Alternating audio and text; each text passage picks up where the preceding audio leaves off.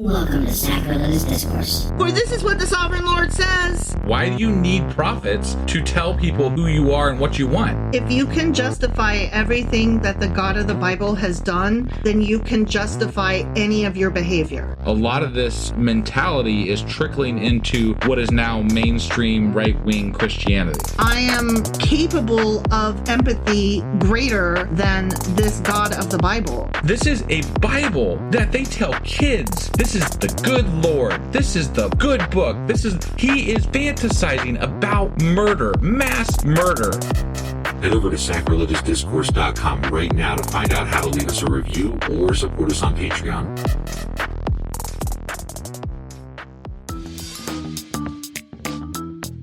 Hey there, sinners and saints. It's your favorite Bible-bashing duo from Sacrilegious Discourse, and we need your help. That's right, folks. We're raising funds for some heavenly equipment and a studio that doesn't sound like it's in the depths of hell. Our current setup, let's just say it's more apocalypse than audiophile. So if you want to hear us dissect the Bible without the background noise of demonic squirrels, chip in a few bucks. We're aiming for $5,000 to upgrade our audio and build a studio worthy of blasphemous banter. Donate today and help us spread the good word of atheism. You can find a link right on our homepage, sacrilegiousdiscourse.com. Every dollar counts. Even if it's from your collection plate.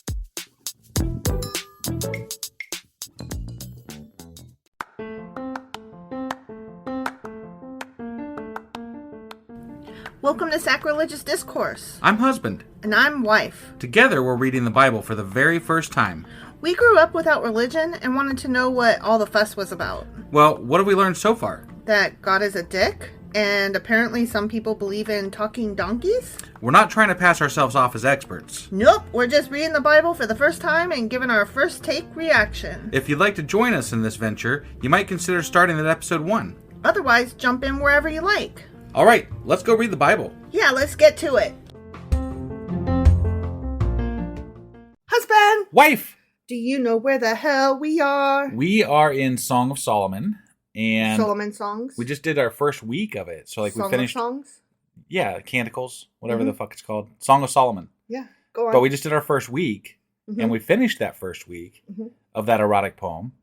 And so that means we're starting our second week of Song of Solomon. And I think we ended last week with chapter 5. That's correct. Which means that today we'll be going over Song 6. Of Song of Solomon, Canticles, Song of Songs, all Correct. that shit. All right, let's do this. Okay.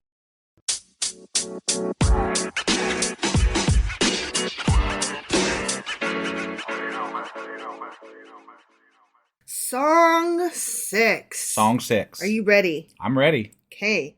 Where has your beloved gone, most beautiful of women? Do you remember what happened last time? Yeah, she was searching for him. And then the guards got her and beat her up. Yeah. And she's like, where, oh, where? So we're just picking right up where we left off. Yeah. Okay, all right. But now he's looking for her. Where you at, bitch? Most beautiful of women?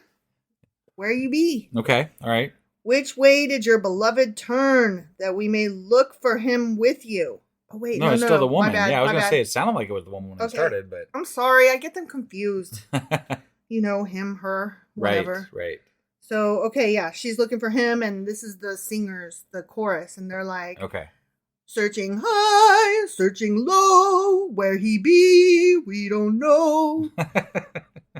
My beloved, she says, has gone down to his garden, to the beds of spices, to browse in the gardens, and to gather lilies.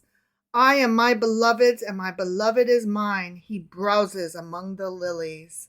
Okay. Is he browsing other women?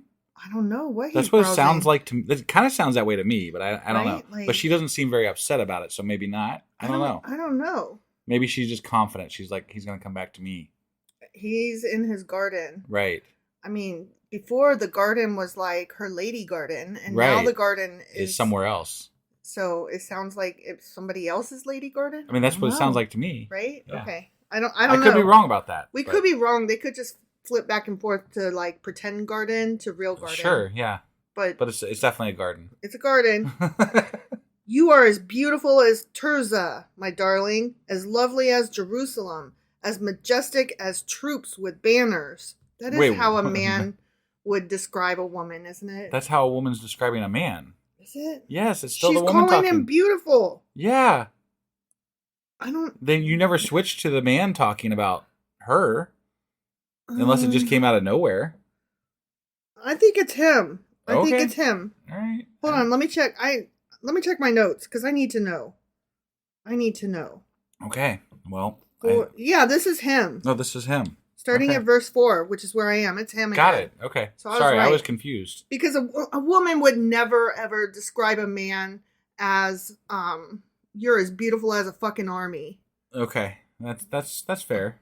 But a man. But why would a man? I mean, I can't see being a man describing a woman as majestic as a banner. Because the only thing men know is war and Okay. fighting and manly car things. You know, like if you're a real man, you have nuts hanging off the back of your pickup truck. She's as beautiful as that battlement I built last week. Yeah, and guns. She's Right. as pretty as a gun, a fucking gun, Yeah. you know? She's as, her voice is as lovely as the woofers and tweeters in my car that make it bounce, you know? Because I only know man things. Right.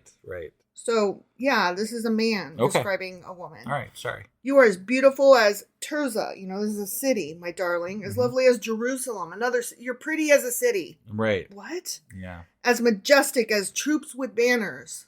See? Yeah, he's not very good at this. No, he's He bad needs to work at on it. his poetry here. I mean, before he said she had goat hair. you Right. know? Yeah. Like, God. And beautiful teeth. Right. Fucking, I love your teeth, God damn it. Turn your eyes from me, they overwhelm me. Stop looking at me, you got the bug eyes. That's from Ghostbusters. Got it. Janine, you got the bug eyes. Your hair is like a flock of goats descending from Gilead. See, she's always got that goat hair. Yeah. Your teeth are like a flock of sheep coming up from the washing. Right, Again with yeah. the sheep white teeth. Right. Each has its twin. Not one of them is missing. You used the same words before. Mhm. This is almost You know exactly why? the same. You know why? Because here's what happened. He's like, hey, friend, you're my friend. Or like his sister or his cousin that's a girl, right? And, Yeah. and he's like, tell me some good words because all I know is fucking war and castles and battles. And So this is just like his memorized spiel. yeah. So Got he's it. like, tell me something pretty to say. And she was like busy, like washing clothes or something. And she's like, I don't know. Tell her hair is as pretty as something that you find pretty. And he's like, goats. And she's like, sure, goats. And then like compliment something else that's pretty on her. Like, why do you think she's pretty? And he's like, she's got really white teeth. And the friend or cousin or whatever is like, oh my God, I can't help you. I'm busy. Go away. And so then he's like, that's all I know. I only know your hair is goaty and your teeth are sheepy. Right. And that's all you get for compliments. Except for that you look like a city. And you look like a city. And and you stand tall like you're marching off to war. Right. See? Yeah. That's what happened. Okay. Your temples behind your veil are like the halves of a pomegranate. Oh yeah, we got that one already too. Yeah. He's so Yeah, it's unoriginal. the same stuff. 60 queens there may be, and 80 concubines, and virgins beyond. I fuck so many people. I am married to 60 women right now at this counting. Right. And I have 80 concubines But you, that just my lay darling. around for fucking. But you, darling, you're the one. And I also, I fuck virgins. Yeah. That don't even get to be, like, once I pop their virginity, I'm done with them. Mm-hmm. Because they don't even get to come back for more and be concubines. Right. My dove, my perfect one, is unique. I don't believe, if somebody has, let's see, 60 plus, that's 140 at least. Mm-hmm. So somebody That's has officials. somebody and then that could go out and just fuck 140 other women. I'm not going to take much, plus virgins. I'm not going to believe them about what they think of me. Right? Because you're just telling that to all the other 140 women. Right? You know? No, you tell that to everybody, whether they're part of your Right, 140 or not. Yeah, whoever you come across. You're just Because gonna, she's a virgin. That's why he's using the same words, because he's like, this is my memorized spiel. I'm gonna get some. It always I'm gonna get works. some this way. Yeah. It's gonna happen. He's just using this because he likes virgins more than the 140 he got at home. Right. And she's a virgin. So when he says, I get lots of virgins, but you're the best virgin. Right. That's what's happening. He's Yeah. a virgin chaser. He's gross. Mm-hmm. I mean, he was already gross, but now he's really gross. Right. You're unique, the only daughter of her mother, the favorite of the one who bore her. The young women saw her and called her blessed, The queens and concubines praised her. My entire horde of women. They all praise you. They think you're cool. Yeah. Who is this that appears like the dawn, fair as the moon, bright as the sun, majestic as the stars in procession? I went down to the grove of nut trees to look at the new growth in the valley, to see if the vines had budded or the pomegranates were in bloom. Before I realized it, my desire set me among the royal chariots of my people. Come back, O Shulamite. Come back, that we may gaze on you. Why would you gaze on the Shulamite as on the dance of Mahanaim? Mahanaim. Mahanaim. Yeah. That's it. Oh, that's it. That's it.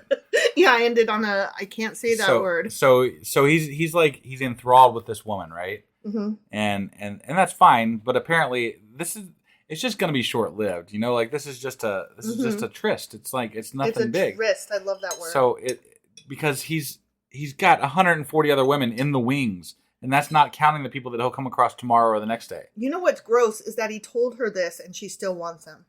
Right. Yeah. How sad that she really believes that, but I can change him and I'm special. Well, I mean, for upward mobility, maybe that's the only way to move yourself. You know what I'm saying? Yeah. Like, he's picking out these women that he deems beautiful, and maybe that helps them socially or like she gets to wear economically a pin or something like that. She gets to wear a pin that says, I got shagged by the king. I love that. That's great. So you got any other notes or anything else to go over today with regard to this? Well, yeah, let's talk about this chapter. All right. Yeah, let's talk about this chapter. Sure. This chapter contains a dialogue between the daughters of Jerusalem and the woman about the man, followed by the man's descriptive poem, again, the unoriginal words of the woman, and it ends with a collective call to the woman to return. Come back. Come back. Yeah. So this, as we pointed out, is a continuation from chapter 5, and the daughters of Jerusalem agree to look for the man. Okay. All right. And so the man being Solomon, who has 140 other fucking women. Right. Okay.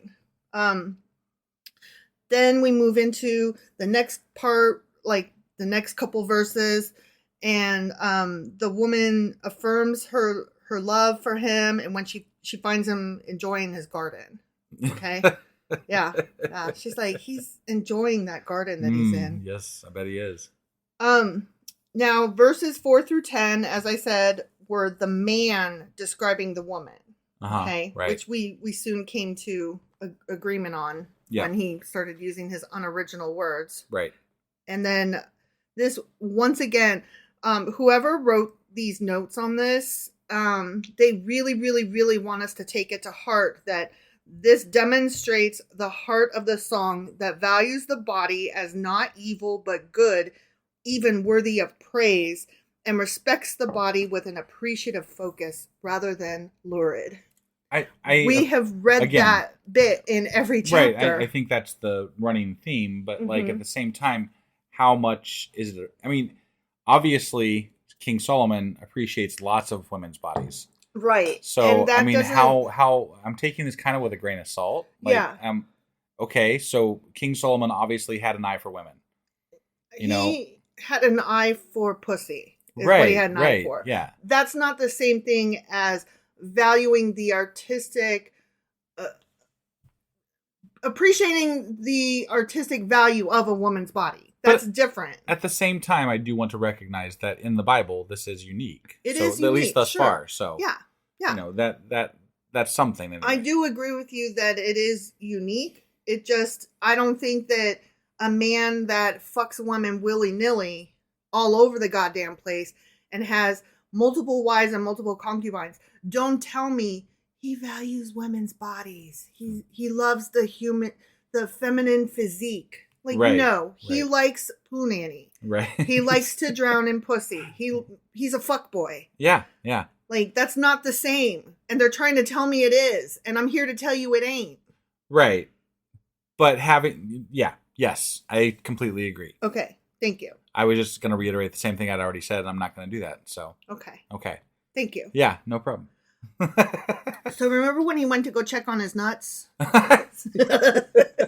Yes, I remember when he went to go check on his nuts. So that was probably walnuts. Okay. FYI. Yeah. I thought that was interesting. What kind of nut? A walnut. Why was it does that matter? Does that matter? It doesn't so much as that I could were like, go for some walnuts right now, actually. I know, right? That sounds delicious. Good. Yeah. Let's get some walnuts to We snack should, on. yeah.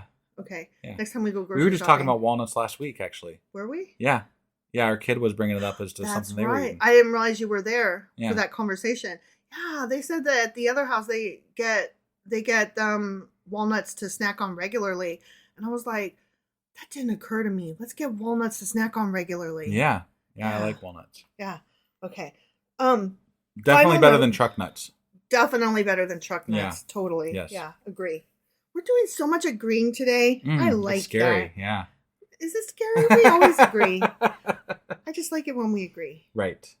Okay. Final note is the Shulamite. Mm-hmm. They're at the end. Yep. And I was like, what's that? And, Right. And how do you pronounce it and everything? well, no, that was that name that I said, Mannheim, but it wasn't. Yeah. It was Sure, whatever it was. yeah. It wasn't Mannheim, and it wasn't anything else. Yeah. Okay. No, the Shulamite is the name for the bride, which only occurs here in the whole book. Okay. They never say Shulamite again. Okay. And it's not a proper name because like the first time he says, hey, Shulamite, and that could be a proper name, right? But then later on, like a couple sentences later, he says the Shulamite, and the word "the" is an article. Okay. Yeah. Like if you say a box or Right. the food, Sure. Yep. Yep. Those are articles, and that means that it's like a noun, not a name. Okay. Okay. Mm-hmm. And so it can, it means more like that it's a person he was referring to, not by name. And likely it can be interpreted as a maiden of Shulam, like a city. Oh, okay. Okay. All right. And it could be how the courtiers called her because they didn't know her true name. So they used the name of the village near where they were when they saw her. Okay. Or right. Yeah. something like that. Yeah. So they're like, we don't know. We're looking for the Shulamite. Mm-hmm. And so that's how they refer to her. Got it. But that's not her name. Okay. But we can call her that if we want. Hey, Shulamite, what up? Right. Have you found your nut man? Right. He's in the lilies. He's fucking. Mm-hmm. He's in the garden. Right. Hey, Shulamite, how you doing? So that's all I got. That's all you got? That's all I got. Okay. So that's our notes and the chapter on Song of Solomon, chapter 6. Song 6. Song 6. And we will be back tomorrow with... Song 7. So yeah, that's the one. All right. We'll see you guys then. Okie dokie. Bye. Bye.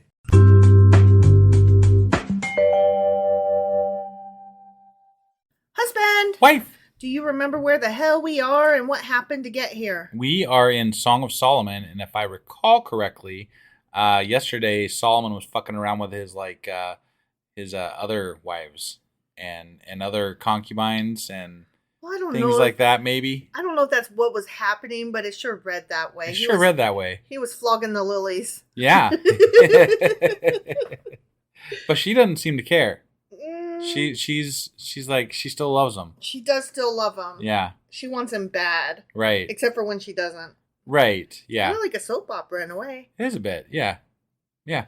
So anyway, that was yesterday we read Song of Solomon chapter 6, which means that today we're going to be getting into Song 7 of Solomon's Song of Songs, canticles which are canticles and things and yeah. erotic Song of Solomon. poetry. Let's go. Erotic poetry.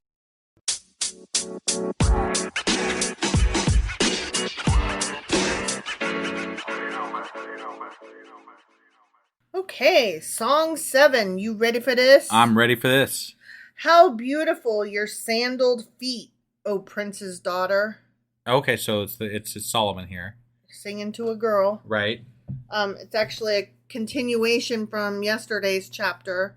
He's still talking at her, saying, you got them goat white Yeah, and the sheepy teeth and the sheepy teeth and the the goat and you hair. look like a city. Yeah. Yeah. Yes, I forgot about that. You look like a city. Right. You built like a brick house, bitch. We built this city. Oh my God. What? Your graceful legs are like jewels, the work of an artist's hands. Oh, okay. Well, that's actually not bad. You look like rubies. You walking around on rubies. I'm just saying, comparing her to a city and sheep or and battlement. goats. Yeah.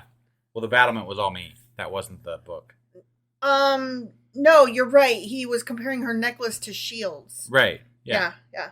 Your navel is a rounded goblet that never lacks blended wine. Wow. I guess. Okay. I mean, I thought your navel was your belly button. Right. So he's saying that maybe he's putting some, blended wine in there, and and it just stays there forever. It just stays huh? there. Yeah. That's grody. I don't know. Your waist is a mound of wheat encircled by lilies. I'm not sure how I feel about that description, but okay. I mean, it sounds like it's supposed to be It's good. a I just don't description. understand it. Yep, it's a thing. Your breasts, like I've told you before, Yeah. are like two fawns, like twin fawns of a gazelle. There we go, repeating. Mm-hmm. Yep. I can't think of new things to say about them titties. Fawns, yeah. Titties, fawns, that's all I got.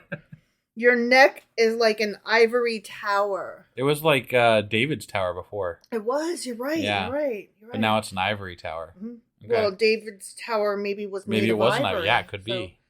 Your eyes are the pools of Heshbon by the gate of Bath Rabim. I can't speak to whether that's good or bad, so. I mean, anytime you say somebody's eyes are like pools, yeah, that's a good compliment. Sure. Either you're saying that they're a gorgeous shade of blue or you're saying that they're deep. No, I'm sure it was meant as a compliment. I can't speak to it because I don't know of that. But I can say that comparing her to a city is probably not the best move, man. Or goats or sheep. Yeah, right? Or... So, he's not known for, in my opinion, these aren't the best, They're not the best compliments. Right. You're right. Your nose, here we go. Okay. Your nose is like the Tower of Lebanon looking toward Damascus. Again, I'd have to see this tower, but anytime you compare someone's nose to a tower, you're calling I think her you already a started off honker. on the wrong foot. You're seeing girl got a honker. She looks like Gizmo. Wait, Gizmo? No, not Gizmo. Gonzo. Oh, okay. I was like, I was thinking like the cute, short little the gremlin guy. Gremlin guy. Yeah, Yeah, I'm like, no. No, I meant the guy from the Muppets. Okay. Yeah, Gonzo. Got it. Yeah. Your head crowns you like Mount Carmel. Nice head.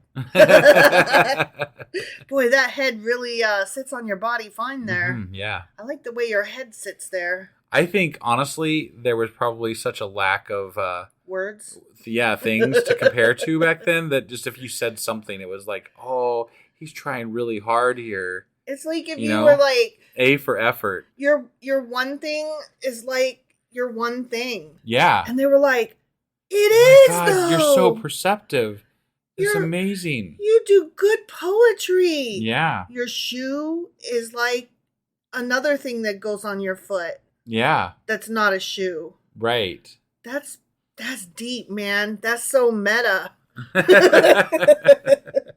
Your hair is like a royal tapestry. Okay. Lots of different colors. It's better than goats. And so pictures. yeah. I actually like.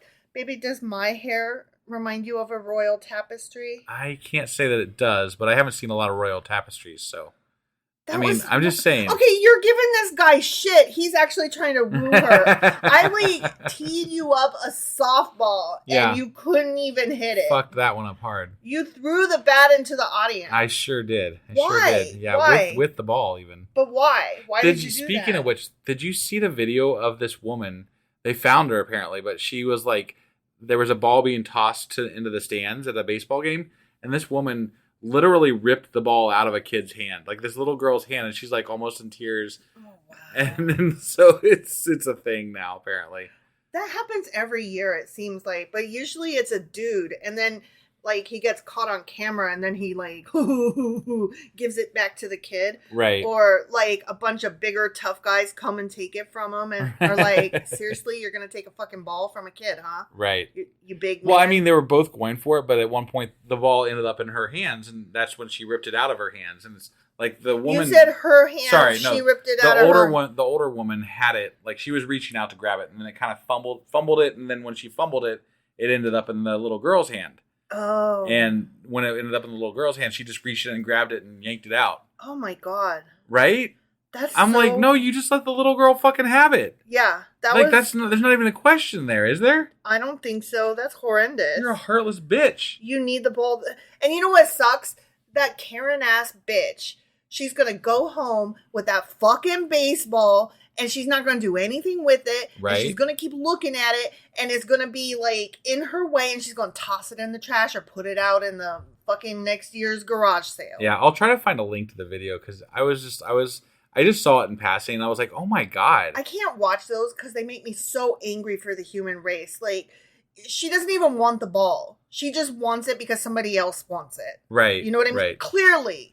Because if she was in her right fucking mind, there's no way that she would literally take that out of a child's hand. Look, I would love to catch a baseball at a baseball game, but it's not going to come at the expense of a little kid. Right? Like, if it comes right to me and I snag it, that's mine. Right. But that's the only time at this point in my life that I'm getting a fucking baseball at a baseball game. Right. It's got to come to me. Yeah. I'm not fighting a goddamn kid. No.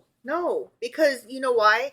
Because you're decent and because you do have hair like a tapestry. Nice way to bring it back. Yeah, that was good. Yeah. The king is held captive by its tresses. Okay. Yeah. The king's like, nice hair. Right. And the guy is like, nice tapestry. See? Yeah. How beautiful you are and how pleasing, my love, with your delights. Oh, afternoon delight.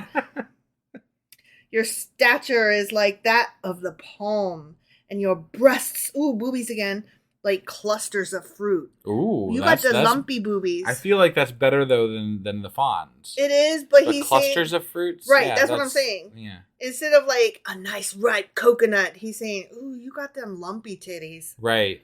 Ooh. Yeah, I mean, like I'm thinking like pineapple. Like that would be bad. That would be bad. I mean, size-wise, good. Look, I'm not trying to shade anybody who has lumpy titties because I have lumpy titties. Like they're fibroid, and that's not fun. Right. Okay? Right. So I'm just like not trying. I'm sharing. I'm oversharing because it suddenly occurred to me that people might think I'm making fun of people with lumpy titties, and I'm not. I have lumpy titties, yeah. but I would not be happy if you were like, babe, your lumpy titties are just like a clump of fruit. I would be like, fuck you, get the fuck out of here. These titties are not for you. Okay, anyway, breasts like clusters of fruit. Right. I said, I will climb the palm tree. I will take hold of its fruit. That's in quotes because he said. But yeah, he said it. I am gonna grab those titties so goddamn hard. I'm gonna yank them right off the tree. Right. Ooh, don't do that. Yeah, don't do that. That's not good. Don't do that. May your breasts be like clusters of grapes on the vine. The fragrance of your breath like apples, and your mouth like the best wine. You know, like that shit I put in your belly button. Yeah, right. Mm-hmm. Yep. Mm-hmm. Make sure you save some of it for your breath. Clusters of grapes on the vine. It's just that doesn't work in my head for breasts. No. Even if you took them off the vine and clumped them up and stuff, it'd still be lumpy. Unless you're talking about that girl has itty bitty titties because she's only like 12, which is gross, right? Like that's gross. Right. Or you're saying that those grapes are so goddamn huge, they look like tits. I mean, maybe they made bigger grapes back then. I don't know. I'm just saying those are the only two ways that grapes can be compared to tits. Maybe the Israelites had, boob-sized grapes. Or grape-sized boobs. That would be amazing. Wouldn't you like a boob-sized grape? No, I would not. You wouldn't? I think I might. I think that the middle of it would be too mushy or liquidy. Oh, I love that part, though. No, but I mean, I think I think it wouldn't go well. I think it wouldn't be good. Oh, okay. All right. I think that it would go But if it was bad like first. just like a grape, like if it stayed Okay, the right consistency and everything, If it was consistent with grapes as we know them today, then yes. I would like tit-sized grapes. Okay. All right. Fair enough. You know what? I would also like grape-sized tits. Because how much easier was life when I was flat-chested it's than a lot it is less now. to deal with, right? Yeah. Before I had children, I was so flat-chested that I could wear a sweater in the middle of winter, and you couldn't tell that I didn't have a bra or anything on underneath because I was just so flat. Right. Like, it didn't matter. Yep. And there was no jumping up and down and shaking and hurting and going on rides at the amusement park and them swinging back and forth and bouncing on shit. Right. No, there was none of that stuff. Right. Oh, I would love me some grape-sized titties, just so we're saying, you know. All right, so may the wine from your belly button, you know, that wine, go straight to my beloved, flowing gently over lips and teeth. Yeah. Okay? Mm-hmm. I belong to my beloved. This is her now. Okay. And his desire is for me. She belongs to him. Mm-hmm. Yeah. And I mean, technically, I would say that's probably correct. Yeah. He's a king. He owns a lot of women. He is a king. There's no coming down from that. Right. Yeah. Come, my beloved, let us go to the countryside. Let us spend the night in the villages. Let us go early to the vineyards to see if the vines have budded, if their blossoms have opened, and if the pomegranates are in bloom. There I will give you my love. Oh, he is. He's going to give some love. No, she's going to give him she's some love. She's going to give some love. Oh, okay, she's like, remember when you were talking about all them grapes and shit? Right. And how my got me kind of cheeks, horny here. my temples have pomegranates or whatever. Right. We're going to go down to the vineyards where all those fruity things are that you compared me to. And there I will give you my love. Right. The mandrakes send out their fragrance, and at our door is every delicacy, both new and old, that I have stored up for you, my beloved. It's good to be king, I guess. The end. Good to be king. I guess it is. Yeah. I wouldn't know. Not me either. Not being a king. But I will tell you this. Okay, that's the end of chapter 7. Right. This chapter is a poem, which it starts out with the man describing the woman, and, you know, we got that. Sure. And then the second part is the woman's voice issuing an invitation to the man. So right. we got that as well. Okay. Now the first part where the man is talking, he's calling out to the woman, the Shulamite, if we recall from last time. He wants her to dance, and then he describes her body from head to toe. Yeah. Yum, yum, yum. Sure did. And then he closes with a response indicating male desire. Okay. Mm-hmm. And this descriptive poem by the man still belongs to the previous chapter. Okay. Where he was talking about desire and love in the country and all that shit. Right. Okay. This apparently goes on until chapter 8, verse 4. Oh, okay. So tomorrow we'll still have more. We're going to pick right back up on it. Yeah. Okay. Yeah. Okay, but in the last few verses, it's the woman, and it's springtime, and she's talking about love and flowers and shit. And she seductively invites the man to go outdoors. Yeah. Where the woman will then give herself to him. Yeah. Mm-hmm. This isn't. I mean, I thought they had sex before already. Like this is multiple times, right? That's what it feels like. It feels like he's like, "Come and get it," and she's like, "Come and get it." Yeah. And then they're like either hit and miss, or they're like every night. Right. Right. And like, I can't get enough of this. Well, I mean, he was talking about all the women that he has at one point. Somebody was talking about all the women that he had at one point in this poem. And I just get the impression that this is his newest one, and he's like all enthralled, and that's all this is right now. Right, like his newest conquest. Yeah. His newest notch in the belt. You know? Right. And obviously she's enjoying it right now. Of course, because the king wants me? What the fuck? Right. How special must I be? Yeah. You know? Okay, one last note. The mandrake in the ancient Near East was known as an aid of fertility and as an aphrodisiac. Ah. So when she said so the that makes mandrakes sense. are... Yeah. She's saying, let's fuck. Right. I smell fuck tonight. Right, yeah. You know what it tastes like tonight? Fuck. I went down to the river and you know what I saw? Fuck. Right. Yeah. So Or vineyard. They were at the vineyard. Ooh, so. yeah, vineyard growing Right. on vines. You know what's growing on the vines besides lumpy titties? Fuck. Right, yeah. Okay, that's it. That's all you got? That's all I got. Okay. I'm done with fuck now. All right. So that was Song of Solomon, song 7? 7. 7. Which means that we will be back tomorrow with The 8th canticle. Song of Solomon, song 8. Correct. And we'll see you guys tomorrow. Yep. Bye.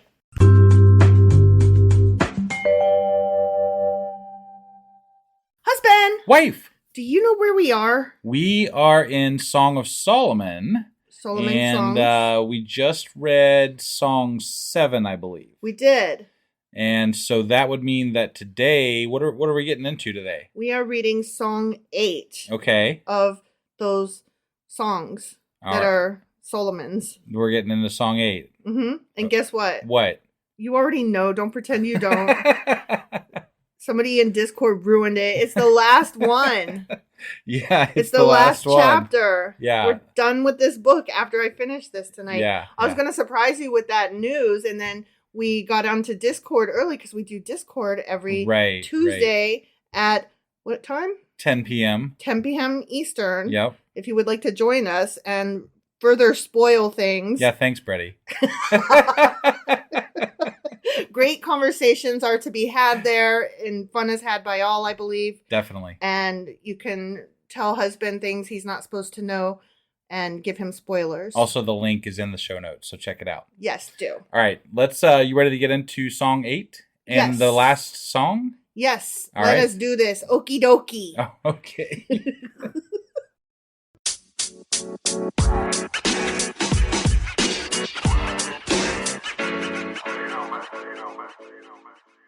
Okay, let's get into song 8. Let's do it. Okay, are you ready? I'm ready. Starts out with titties. It starts out with titties. It does. I love titties. It. I did not expect. I'm sorry. Oh, I did not expect that response. Yeah, no, I know. That's why. Partly why I did it. Just Oh, my face. I can feel how hot my face is. Sorry. Okay. If only you were to me like a brother who was nursed at my mother's breast. Oh, that's not what? Okay, what she means is if we lived in the same house. Like if you were as close to me now as my brothers were when we nursed. Okay. It's an analogy. It's a bad but analogy. It's so bad because it sounds incestuous. It really does, yeah. But it's not meant incestuous. Right. No, I guess I get it. I want to make fun of it because it's incestuous and it's titties. Right. Yeah. But okay, I'm just trying to be a grown up here. Sure. Yeah. Okay. She just means she wishes that he They was were as close. close to her. Right. Yeah. Okay. Then, if I found you outside, I would kiss you, Mm. and no one would despise me. No. Because it's okay to kiss your brother like that, I guess. Just kidding. I don't know.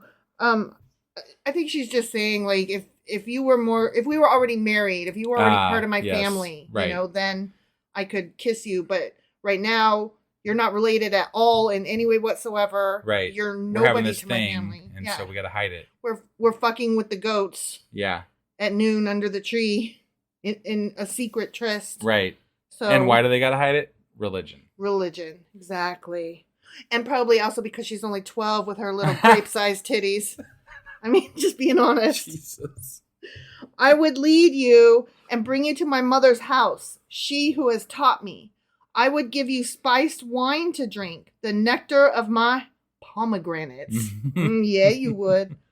His left arm is under my head, and his right arm embraces me. Daughters of Jerusalem, I charge you, do not arouse or awaken love until it so desires.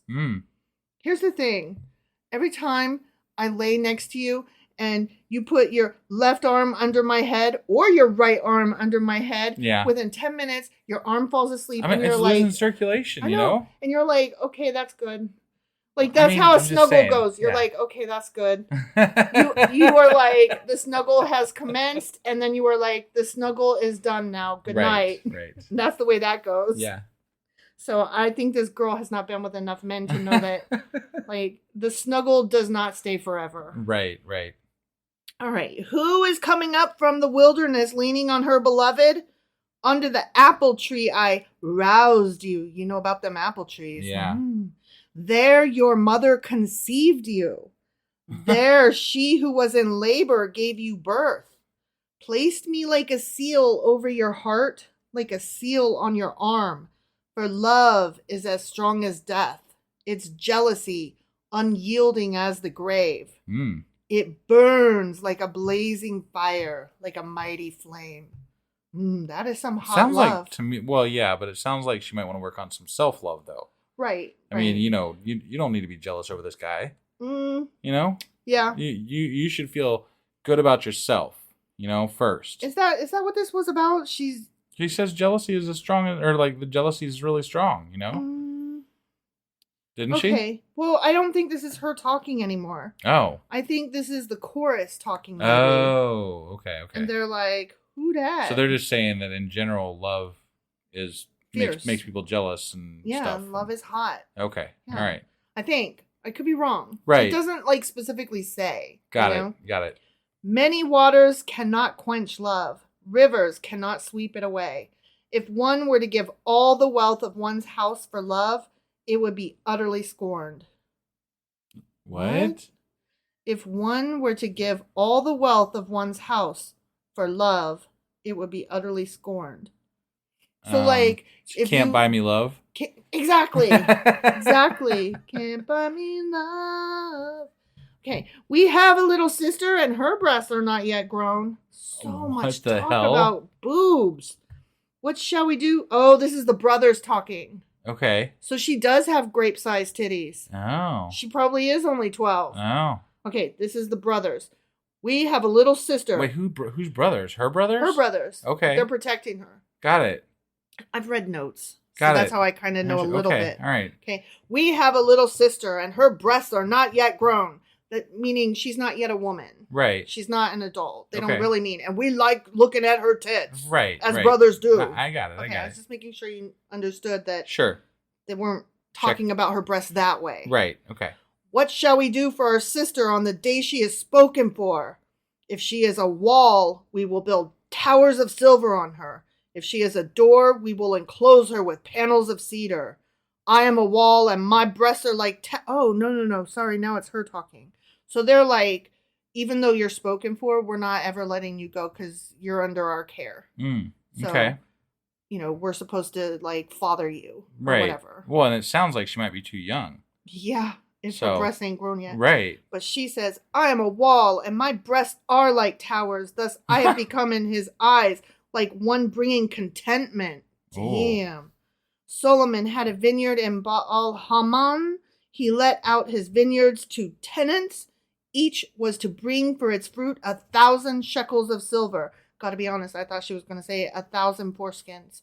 But she didn't. She said 1,000 shekels of silver. Right. But my own vineyard is mine to give. This pussy is mine. Yeah. Don't tell me who to fuck. Okay. That's what she's saying. All right. The 1,000 shekels are for you, Solomon, and 200 are for those who tend its fruit. Okay. Damn. She's like, I will fuck Solomon. How about that? Right. And I will pay him for the pleasure of him fucking me. Well, who's the 200 for the tending the fruit? Whoever is licking that pussy. I don't know. Shit. I mean, tending the fruit. I don't know. Okay. I don't know. All right. I'm guessing here. I don't know. Okay. Like, it's just, you know, I'm just trying to figure this out. That's all. I mean, is this still allegory? I don't know. I don't know either. It's very confusing and makes me uncomfortable, honestly. Yeah. Because we're talking about a child. Because, I mean, if we're talking about, and we're talking about, you could either take this literally, or you could take it as, you know, allegory, and it could be referring to so many different things. And either way, we're talking about a child.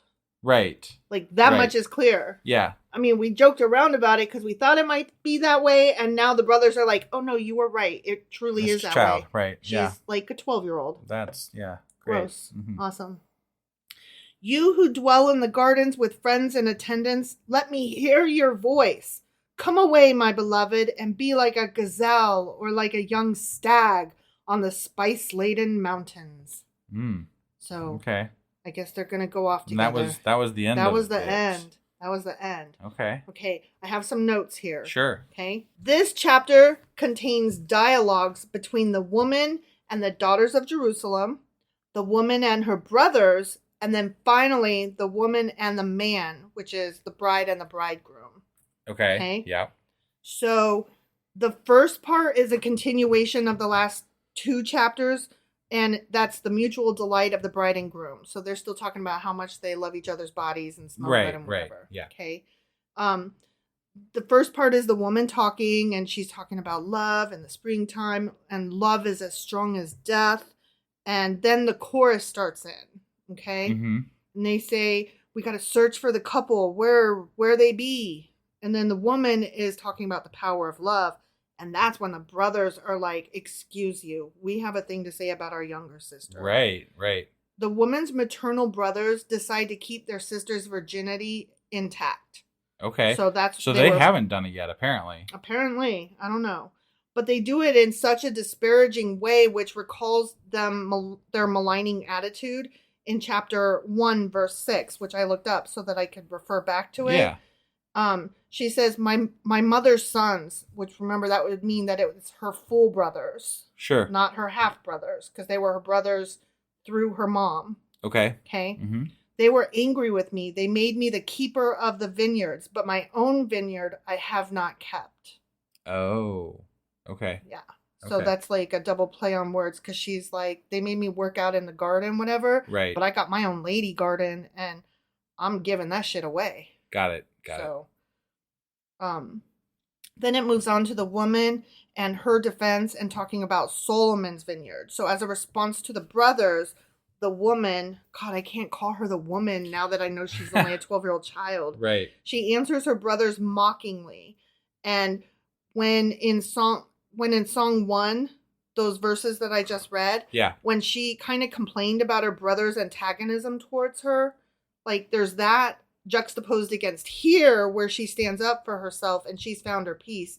Like there she's like, I don't even know about this pussy. And over here she's like, I got this pussy and I will give it to King Solomon and I will pay him and he is going to have it. Got it. And by pussy, I mean grapevines or lady gardens or whatever the fuck else you want to call it. Yeah. Cities. Yeah. Right. So then the man calls upon his bride, the Shulamite, to let his companions hear her voice. He's like, she really wants to fuck me. What can I do? I mean, you know, when girl is down, what you gonna do? Right. I'm Solomon, man. Everybody listen to how much she wants me. Right. In the community of Sephardic and Oriental Jews, the congregation in traditional synagogues goes back and recites verse 13 after reciting verse 14, the last one, to avoid ending a reading on a negative note. Because at the end, they don't really get together. They just kind of go back to where they started. Yeah, right. So in order to not end on that negative note, they go back and they read the previous verse again. That's okay. Silly, right? Yeah, right. Yeah. I mean, it's no less silly than people who get married at a half hour instead of an hour. Because that way, the whole time that they're having the ceremony, the hour hand is moving upwards. I never heard of that before. Yeah. I didn't, That's a thing. I didn't know. So if you want your wedding to be at 4, you should actually plan it for 4:30. Because otherwise, if you get married at 4, then the whole time you're getting married, the hour hand is moving down. And then that apparently that's a bad thing. That's bad luck. Oh. It's bad luck. All the luck is spilling out. We should have done like a bad luck wedding. We should have done just hung like horseshoes upside down and whatever we could think of, you know, just bad luck shit. Torn up. Because I think that would be fucking funny. It would, and like 13s and 6s and all bad luck things everywhere. Right. Yeah, that would be fun. Yeah. So, okay, in the last verse, the woman, this is about her departure. Okay. Mm-hmm. The woman's voice calls out to her male lover to run like a gazelle or deer to wherever off into the perfumey hills, right? Sure. And that way the lover's game can begin afresh, and it's suspended in time, and just they keep circling back around each other. I see. Yeah. Okay. It does imply that there's another meeting, and it prolongs indefinitely the moment of young love. Right. Yeah, I mean, we're talking about a poem here, essentially. Mm-hmm. So that kind of makes sense. They're trying to capture that moment, that type of love, right? Right. And you can't really, you can't really. It doesn't go on forever, so they found a way to make it go on forever, sort of. I guess. I swear, I know I've said this before, but I swear there is a touch of the Greek in this. Sure. The setup of it. The way that, like, they're trying to talk about the body, but also the insistence that the body is not a lewd or horrible thing, but that it's beautiful. And also the endless love and the cyclical nature of it, and trying to capture all of that. Like, that just feels very Greek to me. Yeah. And the only reason that this was included in the Bible is because of its proximity. Like, it's Solomon adjacent. And so they were like, well, it's kind of gross, but okay, we'll let it slide. Like, honestly, like, if you read on it, everybody's like, it's weird that this book is there. Sure. But, and the only reason it's included is not because it's Solomonic, but because it's Solomonic adjacent. Right. Because either, like, you know, he wrote it, which he didn't, or it was in his library because people wrote about him, or it was just one of many romances in his library. I'm pretty sure that like 90% of the writing happened, according to people that read the Bible, during Solomon's time. Yeah. Yeah. Yeah. I mean, that's the way it seems. That's what they would have you think. Right. But I don't think that, but... Yeah. I mean, neither do scholars, apparently, either. Right. So. That's because, you know, I study what scholars... I stand on the shoulders of people who have done all the work, and I'm like, hey, look at what they found. Yeah. Look at that science they found there. Yeah. Interesting stuff. Science. So is that pretty much what you have for us today, then? That is what I have for us today, then. That means that we have wrapped up our last episode, official episode, of Song of Solomon. Correct. And I guess we'll be getting into special episodes coming up here. Yeah, so this is coming out on Wednesday. So on Thursday, we will do like a wrap up about the Song of Solomon. I don't know that there's a lot more to say, but I'll find some interesting stuff. Something. Some references. I don't know. We'll find something. Yeah. And then we'll do Contradictions, which is also You're Always Wrong on Friday. Yeah. Which I don't know that there's going to be. We might do both of those in one. We'll see. I think that you might find some contradictions for this one, actually, because there's a lot of things that are said in here that don't track to me with the rest of the Bible. But they're things that happen, not things that they're saying you should follow X, Y, Z. Yeah. Well, so, only one way to find out. And I mean, if I don't find anything, I don't find anything. If I do, then yay. But I mean, there's honestly, only 8 chapters. Honestly, if we do an episode with only one contradiction, I mean, it's just a short episode, right? If that's the way you want to run things. We'll see. You're the boss. I'm the boss. I mean, you do all of the buttons. I just sit here and laugh a lot. Right. All right, guys. Thank you so much for joining us today. And I didn't know until we started that we were wrapping this up. But we're done with another book of the Bible now, other than special episodes. So next week we'll get into Isaiah. Yeah, that'll be the 23rd book of the Bible. That's insane. Right? Yeah, we're now on the 23rd book. I can't believe how much we've read. I know. Yeah, we're going on like 3.5 years now. It feels crazy. It feels like we're finally getting somewhere, though. It does. That's because all these ones are pretty short.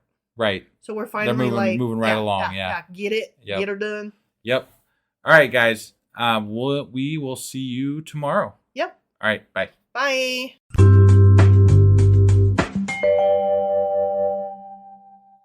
Husband. Wife. Do you know what we're doing today? I believe we just finished a book of the Bible. We did. We finished another book. We finished Solomon's Song of Songs and Canticle of Canticles. Song of Solomon.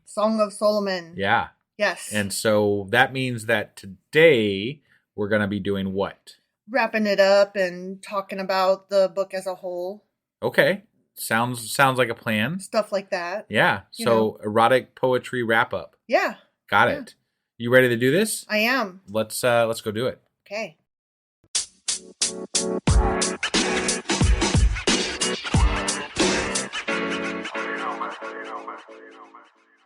Okay, so we are going to talk about Song of Songs. Okay. Song of Solomon. Song of Solomon. Yeah. You try to confuse everybody all the way through this. You're Well, just that's because it's got a million names, and I'm just going to say them all every time. Because it doesn't have a specific name. No, I know. If it can't be bothered. I like the keep it simple, stupid, I'd like to say it is stupid, so I'm going to prove that by every time I mention it, not knowing what it's called. Got it. So okay. I thought we would talk a little bit about the book itself first, and then we talk a little bit about who is the Shulamite woman. Got it. Who she be. Okay. Okay? Yeah. So looking at the erotic poetry itself, it is exactly what it looks like it is. It's a celebration of sexual love, both human and divine, and it's rooted in the fertility religions of the ancient Near East. Okay.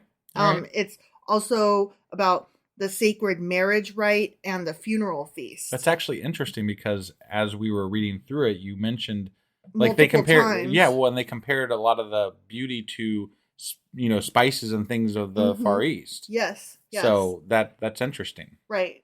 Kind of makes me feel like, oh, okay, cool. Yeah. Like I picked up on that. Right. Yeah. Right. No, that's awesome. So the question keeps coming up: what the fuck is a collection of erotic poems doing in the Bible? Right. Yeah. No, that's a great question. There are several different theories.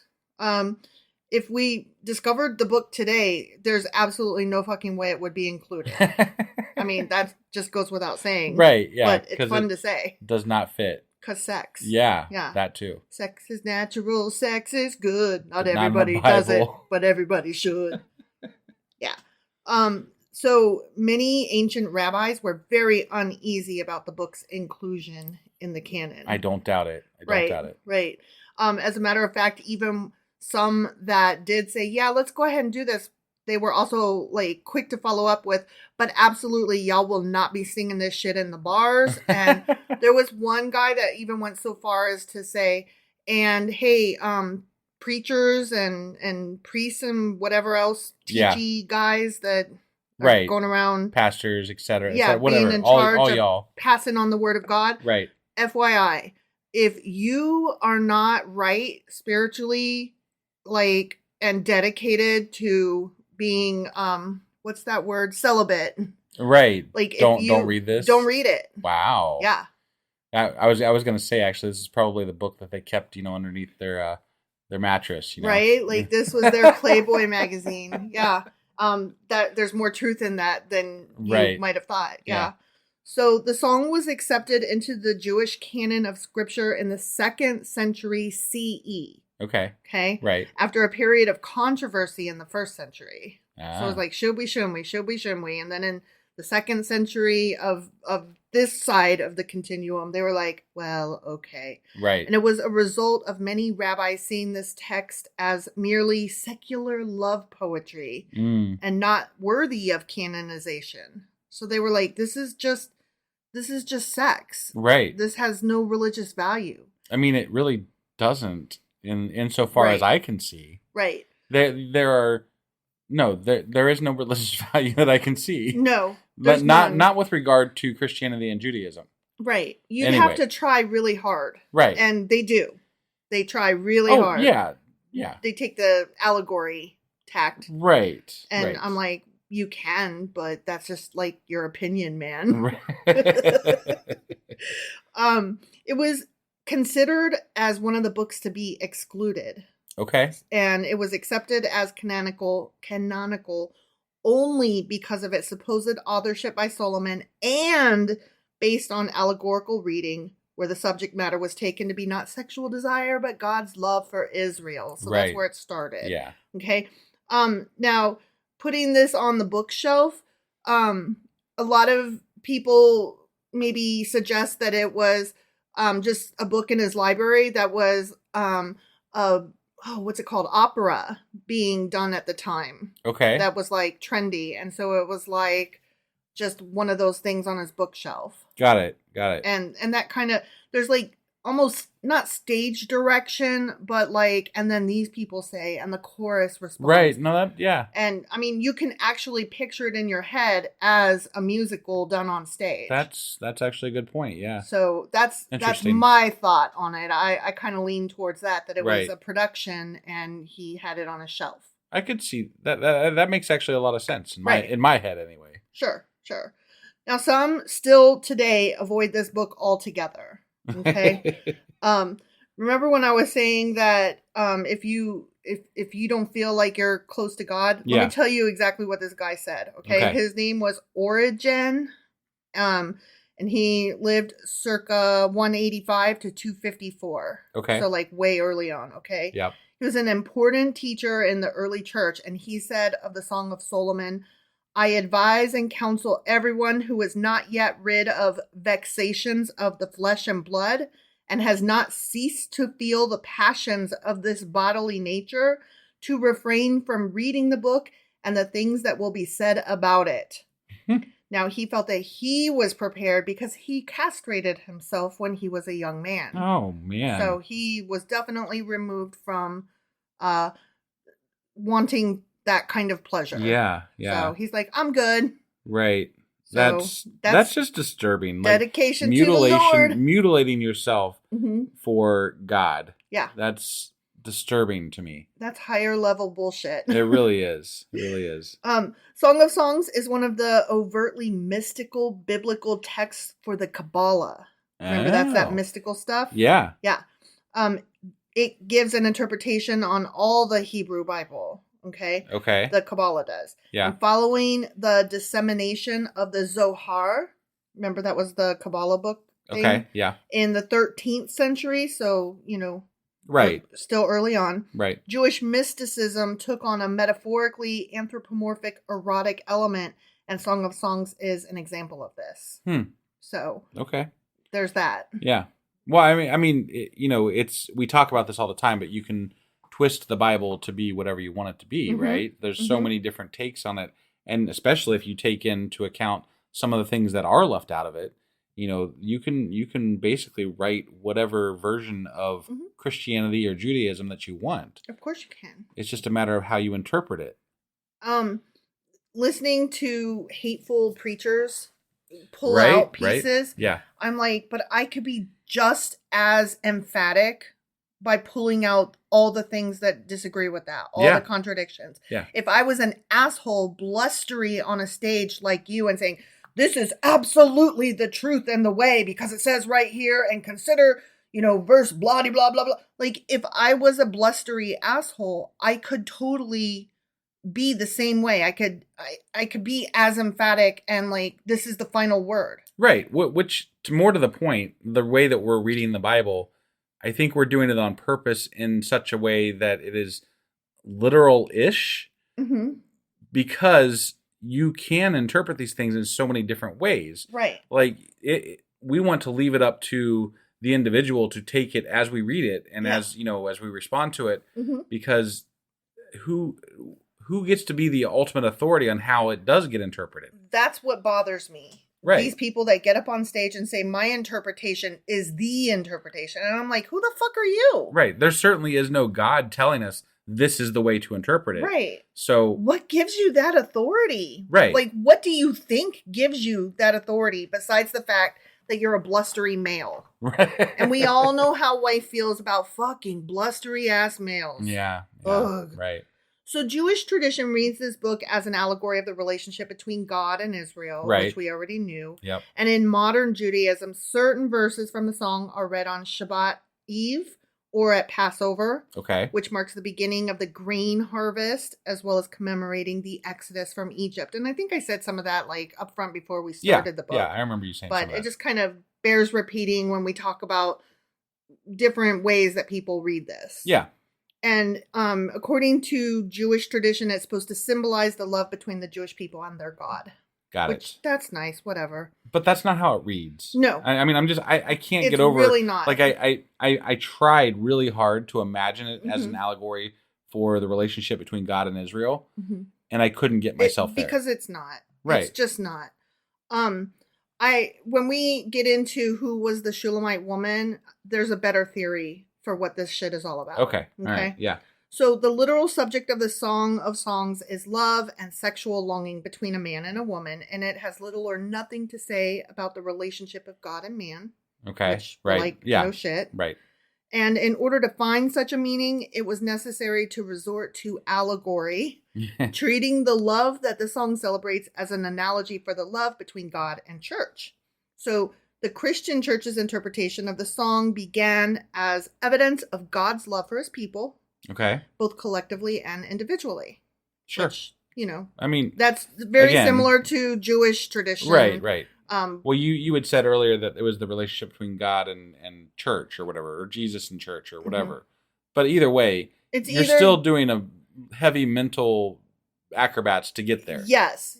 You're either saying, let's pretend that this is about God and Israel. Or you're like, no, let's pretend this is about God, Jesus, and the church as the bride. Right. And it's like, no, neither one. Right. There is no fucking that is done with any of those things. This was about fucking, you guys. Yeah, it really was. And let's not pretend otherwise, you sillies. Over the centuries, the emphasis of interpretation shifted. First, which I found this interesting, like how they read it shifted over time. Yeah. Okay. So first, they read the song as a depiction of the love between Christ and the church. The 11th century, they added a moral element. And this is just the Christians I'm talking about now. Yeah, sure. Okay. Right. Like we already see that it went from a shift from the way the Jewish interpret it still today. And now how the Christians interpret it. Yeah. Right. Yeah. And so first it was just the Christ and the church, the end. Then in the 11th century, they added a moral element.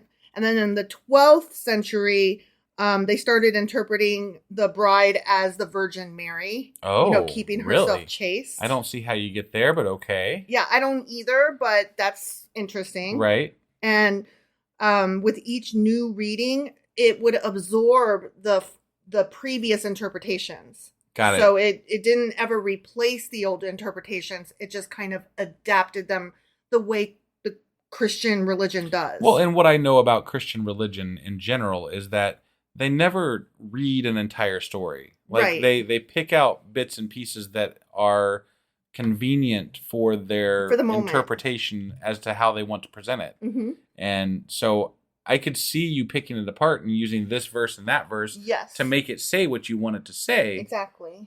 But you can't read that whole thing in full and come up with that same fucking message. No, it's not can't. there. It's not. Yeah. No, I totally agree with you. So, as you just said, these theological themes are not found explicitly in the poem, but rather come from a theological reading. Right. So, let's pretend. Okay? Right. A cherry-picked version. Yes. Nevertheless, what is notable about this approach is the way it leads to conclusions not found in the overtly theological books of the Bible. So, Right. there's nothing to support any of these ideas of Anywhere let's else in the pretend. Bible. Yeah. Right. Yeah.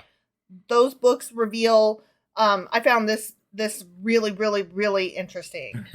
Okay. The other books of the Bible, they reveal an abiding imbalance in the relationship between God and man, ranging from slight to enormous. Right. Like the relationship between God and man is completely just Right. they're God wins every fucking yeah, time. he's so powerful, he's strong, I'm a piece of shit. Sure, Right?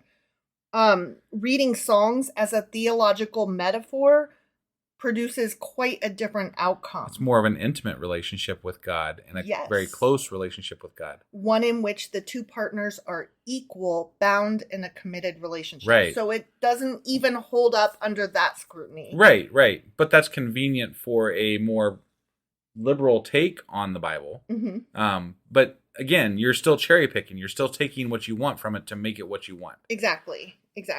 And you're leaving out the other shit where God is an asshole Mhm. and killing people and just they're like, fucking shit up left and right. But love. And then when you're like, okay, so love. And then they're like, no, not love. And it's like, what? You just said, no, only that one time. Right, right. And they're like, it's Christ is love. And you're like, so Christ is love. And they're like, oh, but not really and always. And, you're too soft. The part that bugs me about the Bible is the many, many, many inconsistencies in it. Mm-hmm. And that's just where we're at so far. And I know there's more to come. Yeah. It's so annoying. Yeah. Infuriating. It really is. Irritating. Vexing. In modern times, the poem has attracted the attention of feminist biblical critics. I can see that. With some treating it as an exemplary text. Because she was in charge of her own body and self, and she stood up and decided whomst she would fuck and whomst not. I get that, but if you're reading that portion of this book, you have to have also read the bit where she's underage. And I know that there's no explicit text saying I'm going to get to that when we talk about who is the Shulamite woman. All right. I'm going to get to that. Okay. So hold on to that thought. I'm holding. Okay. I'm trying. I mean, I'm the one that brought up, hey, titty-sized grapes, this is a kid. No, I know, but then when you pointed it out to me and we read a little bit further, it was like, oh, so Jesus. Obvious. Right. Yeah. But we'll get to that, okay? So continuing talking about how Christianity treats the book, the song. Yeah. The Church of Jesus Christ of Latter-day Saints specifically rejects the Song of Solomon as inspired scripture. So they're like, no, it's not even part of not even in their Bible. No, it's not canon for them. So we can't talk to the Jehovah's Witnesses about that then? I'm like, let's talk about the Song of Songs. And they'll be like, what's that? That's not in our book. Here, let me pull out my Bible. Let's read through it together. Yeah. Maybe we'll learn something. Since we both love Christ so much, we're all going to heaven, right? Yeah. But we're not. That would be interesting. Like, it's good to know that that's not in that book because that would be an interesting little exercise if anybody cared to do it. Yeah. Only if you tell me how old was the Shulamite woman. Who's the Shulamite woman? I am going to need you to record that and send it to us if you do it. Yes. So. Yes, definitely. So now we've talked about how the Jewish and how the Christians read the book. Let's talk about the Muslims a little bit. Okay. So Muslim apologist Harris Zafar presents the traditional... This is so interesting. Yeah. So interesting. Presents the traditional Muslim contention that the Song of Songs mentions Muhammad by name in chapter 5, verse 26. Okay. I know. I was like, how the fuck do you get that? So I take it that this is in the Quran as well. Is that apparently? Okay. All right. Yeah, I haven't read the Quran, so I can't tell you. But if they have an opinion on it, then I would imagine so. Right. So I was like, how did you get Muhammad out of any of that? But let's not forget we're reading it in English. Sure. Okay. Sure. So chapter 5, verse 26 of Song of Songs is, his mouth is most sweet. He is altogether lovely. Okay. Like, where is Muhammad in that? Right. Zafar argues that in the original Hebrew, those last two words are pronounced Muhammadim with the suffix im, expressing respect and greatness as in the Hebrew word Elohim. Okay. All right. So Muhammadim, Elohim. As the first translations long preceded Muhammad's births. Let me try that sentence again. Sure.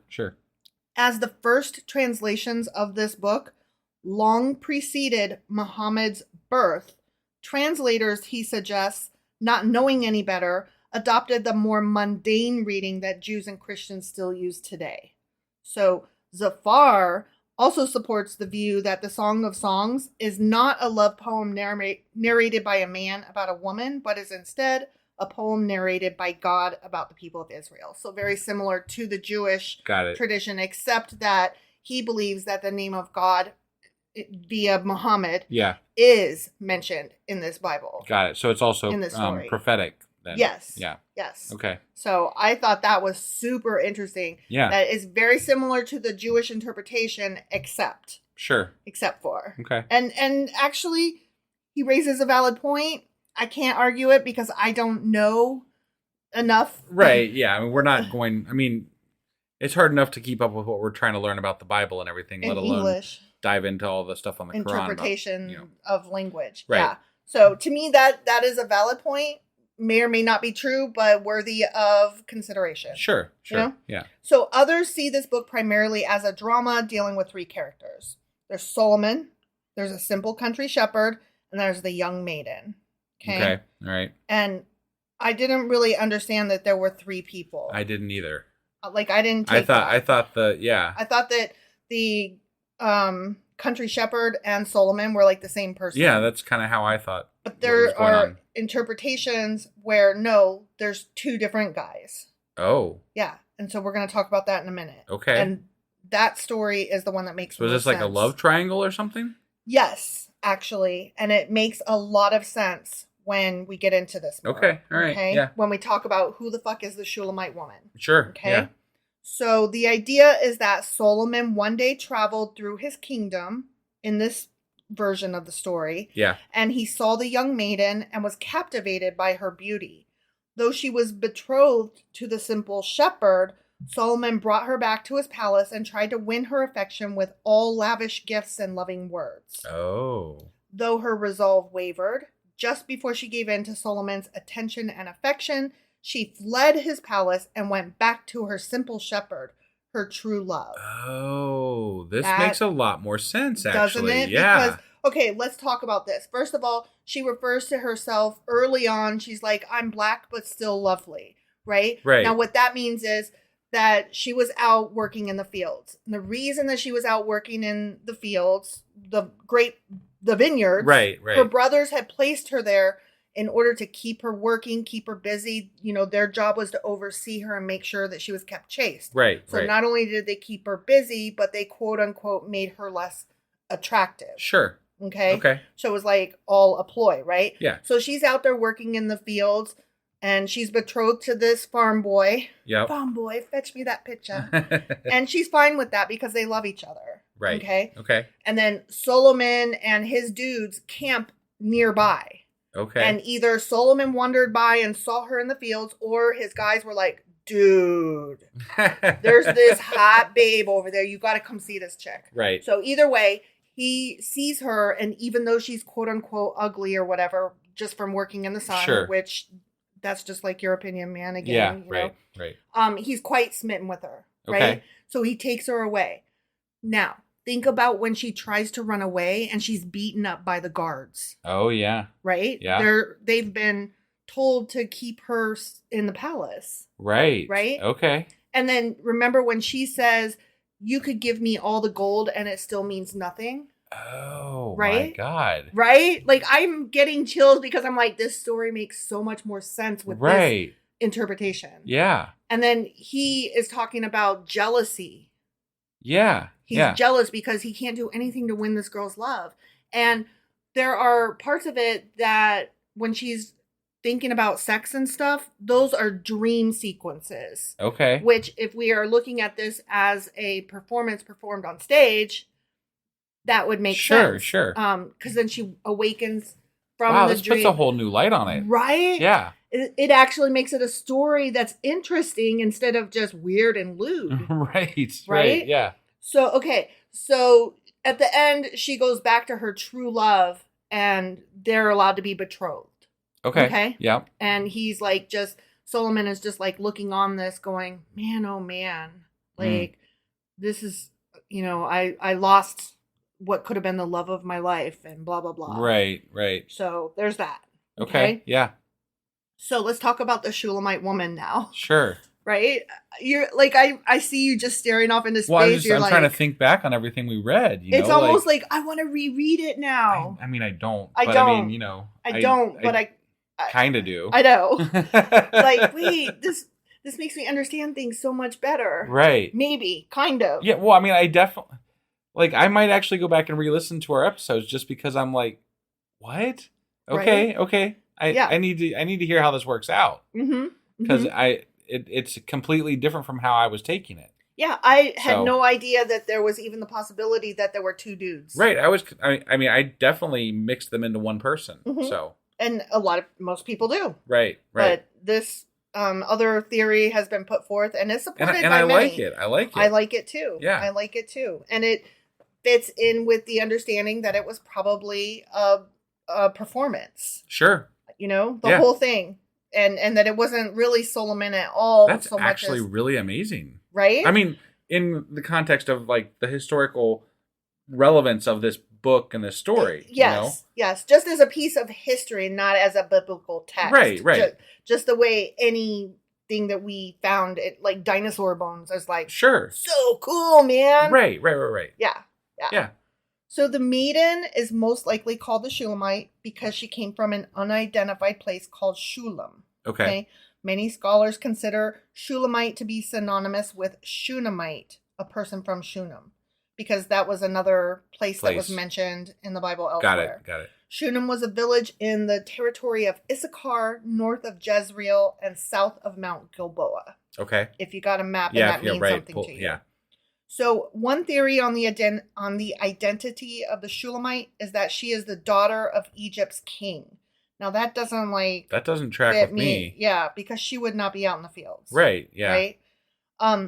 Whom Solomon married, which that also doesn't track at all. Exactly. Right. But there is no evidence supporting this theory in the Song of Solomon. Okay. So it's a theory that's like, maybe she was. Right. And then everybody's like, but probably not. Yeah. Okay. Yeah. All right. Yeah. So another speculation points to Abishag. You remember her? The name sounds familiar, but not. She was the young Shunammite who served King David in his old age. She was the kiddo that came in and warmed his body. Oh, damn. Right? It is plausible that Abishag is the Shulamite. We know she was from Shunem. Okay. She was specifically stated as from Shunem. Yeah. We know she was from there. She could also be, Shunem could be the same place as Shulam. Okay. So, they've kind of mixed those up in places. It could be the same place. So we've got one girl in the whole Bible that's from here. Yeah, and so maybe. And we already know that Abishag was a young girl, like 12. Right. Sent in to warm the body of a king. Yeah. And remain chaste or whatever. Right. Mm-hmm. I mean, they made a big fucking deal about saying how chaste she was. Yeah. Right? Yeah. Abishag would have been known to David's son, Solomon, because of that. That's true. And Solomon's half-brother, Adoniah, remember, attempted to have Abishag as his own wife, and Solomon prevented the union. Huh. Do you remember all of that? That was all in First Kings. Kind of. Like Adoniah was trying to claim that Abishag was his because he got to take his father's wives and concubines. Okay. And that's Solomon right. was like, A, they weren't married. B, she wasn't really a concubine. And C, fuck you, I'm going to kill you. Right. So there was all that. Sure. Now, that doesn't necessarily fit in with Solomon having discovered her in the fields. Yeah. But it is an interesting, I'll consider that. Right. No, I mean, it makes more sense than the last one, the queen. Yeah. I don't think she's the daughter of any king or queen. Right, She's just a kid caught up in some crazy shit. She's a young, pretty girl in the wrong place in the wrong era. Right, yeah. Yeah. Solomon uses passionate language to describe his bride and their love.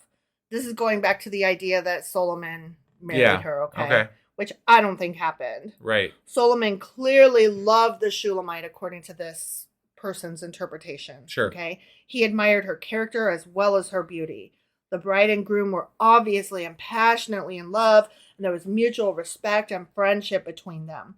And this points to the fact that the Song of Solomon is the story of Solomon's first marriage.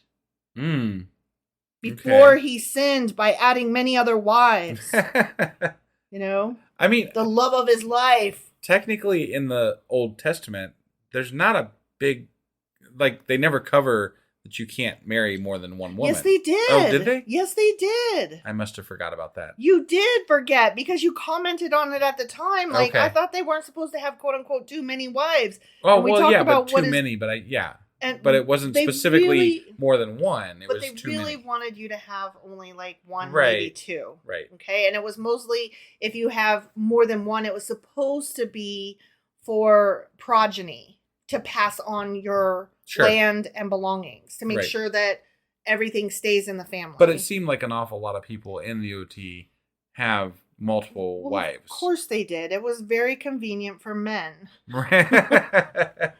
And you know what? Let's be fair. It was probably also very convenient for women because they were forced into these marriages, right? Mm-hmm. Wouldn't it be nice to have to share the household responsibilities? And if you don't really want to be fucking this guy, wouldn't it be nice to pass that off too? Mm-hmm. Right. So, I mean, was kind of like, yeah. Yay, it's your turn. I'm tired of fucking this dude. Yeah, right.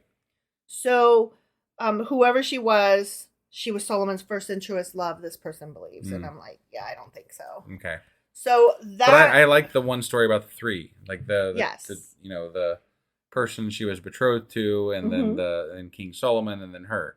Yes. That's really interesting. I thought that made everything click into place. Now, you had a question, but how old was she? Right. Because that was my original question. Yeah. Okay. Now, in the context of this 3-person love triangle, this would be her as a child when they're referring to her as a child, and the brother's trying to keep her safe out in the fields, right? Yeah. Making her work out there. Because they're holding her for marriage to this other person that she's been betrothed to. Exactly. Right. And so part of the story takes place in the past when she's a child, and part of it takes place when she's an adult looking back on those times. Got it. And she's saying, this is why I'm so dark-skinned today, and this is why all of these things, but my brothers had kept me safe. And, you know, that I like that better. I like it better because that's a little bit more comfortable than thinking of, you know, Abishag the child who had to keep the body of an old man warm. Yeah, definitely. Well, that was an interesting recap of that that book. I definitely learned some things today. I did too. I'm like I said, I might even have to go back and re-listen to this one because it's it puts a whole new light on the whole damn thing. Right. It makes it a little more tolerable, and it makes it more interesting. Yeah, definitely. Well, that was fun. Yeah. All right. So I think we got one more episode to do for this book, which will be You're Always Wrong. Except I'm right. You're not, though. And then we may be taking... Well, we're not going to be doing anything on Saturday, I don't think. Right. So, and then we'll be back on Sunday, I think, with a... Sacrilegious Book Club. That's right, yes. And then back on Monday, we'll be starting a new book. Isaiah chapter 1. We are entering the final stages of the Old Testament. We're entering the last larger collection of the Old Testament. Ooh. That's the prophets, the minor prophets. Interesting. Yeah. All right. Well, we'll look forward to doing that, and we'll see you guys then. Yep. Bye. Bye.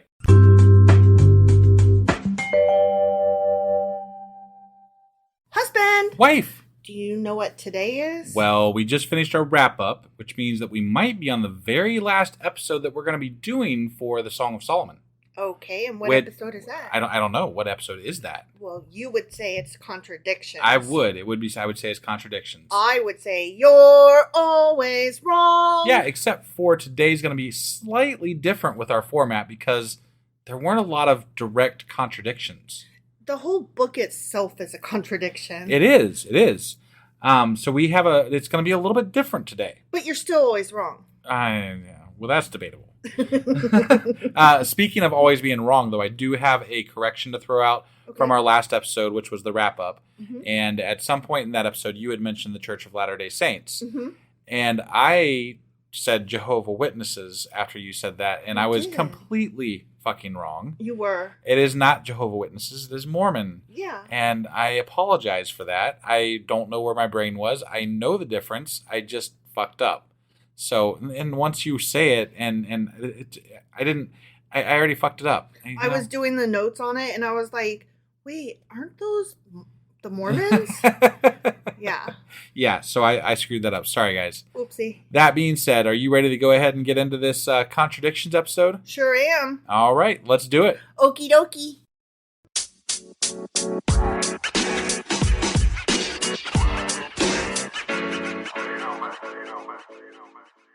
Okay, so we are going to get into this You're Always Wrong. Okay. With our first and only specific straight up question where you get to pick and be wrong. Oh, okay. No matter what you pick. Just one, though. Just one. Okay. That's all I could specifically come up with. Okay, all right. Is it okay to use perfume, yes or no? I'm going to go with yes for two reasons. Because it is, and also because Song of Solomon seemed to use it a lot. Right. Exactly. So you're right. In Proverbs, ointment and perfume rejoice the heart. Okay. Esther used it to impress the king. Right. We're going to talk a little bit about her later. Okay. And then Song of Solomon says, I'm a beautiful bitch, and I rose up to open to my beloved, and my hands dripped with myrrh, and my fingers were sweet smelling upon the handles of the lock. Yeah. So she was dripping with it. Yeah. Okay. Yay, but guess what? What? You're always wrong. Fuck. Because no, of course it's not. Yeah. Because it says way back in Exodus, as for the perfume which thou shalt make, ye shall not make to yourselves. It shall be unto thee holy for the Lord. So only whores wear perfume. It's only for God. Got it. Okay. God is a whore. I don't understand why God needs perfume. He's a whore. I literally just said that. Oh, he is. Yes, he totally is. Yeah. He's a man whore. I thought that one without saying. That's all. Wow. You're always wrong. So next, I thought we would get into the focus of this book, Song of Solomon. Right. Do you mind if I say something real quick? Go right ahead. So we debated over how we were going to do this episode because there was only one direct contradiction, and we were talking about it and how we felt like the entire book itself is somewhat of a contradiction to what we've read in the Bible thus far. Right. So it was bothering us that we couldn't come up with contradictions because we're like, no, but there's something fucking wrong here. Yeah. And so that's why this is coming out late. Because it took us some time to figure out what we wanted to say and how we wanted to say it. I needed more direction, quite honestly. Like, I'll take the hit on this because we have a format. We have a guide that we use for these episodes. Right. And I go there and I compare the questions to what we've read thus far, and I prepare the format, and then that's it. And it might take me, 45 minutes to an hour, sometimes less if I'm, really quick about it. Sure. And there it is. But with this, I couldn't do that. Right. And there was no yes or no, true or false, whatever. Yeah. So it's going to be more of a discussion. And I don't deal well with not knowing what I'm looking for. So I, again, like I said, I'll take the hit on why we're running late. I needed more guidance. I needed to know how are we doing this? What are we looking for? Yeah. And it took us some time to figure it out. So here we are. Here we are. And the book itself is a fucking contradiction. It really is. So part of that is because the focus is different in this book than it is in the rest of what we've read so far, or indeed the Old Testament as a whole. Right. Okay. Yeah. The Song of Songs is a collection of love poems, erotic ones. Yes. That celebrate the physical and emotional intimacy between a man and a woman. And that is completely in stark contrast to the rest of the Old Testament, which primarily focuses on God's relationship with the Israelites. Yes. So now it depends on how just to take it back to something we discussed in our wrap up, there is some talk about how this is a relation, like the Song of Solomon is a relationship between God and Israel. But those are, let's pretend, allegories that people have decided that that's how to interpret it. Right, and we decided that it doesn't read that way at all. But it doesn't matter if it reads that way at all, because the fact of the matter is, if you read the other ones, it is specifically straightforward about God speaking to the people or the people recording history of this is what happened. Right. Straightforward, this book does not do that. And that is how itself, right there, it is a contradiction to what we've read so far. True. So that's what I'm getting into. Okay, all right. The fact that it might be an allegory and that you can interpret it different ways, like, that is completely beside the point. Okay. In my opinion, right. In the way I'm preparing this. Sure. No, I agree. Okay.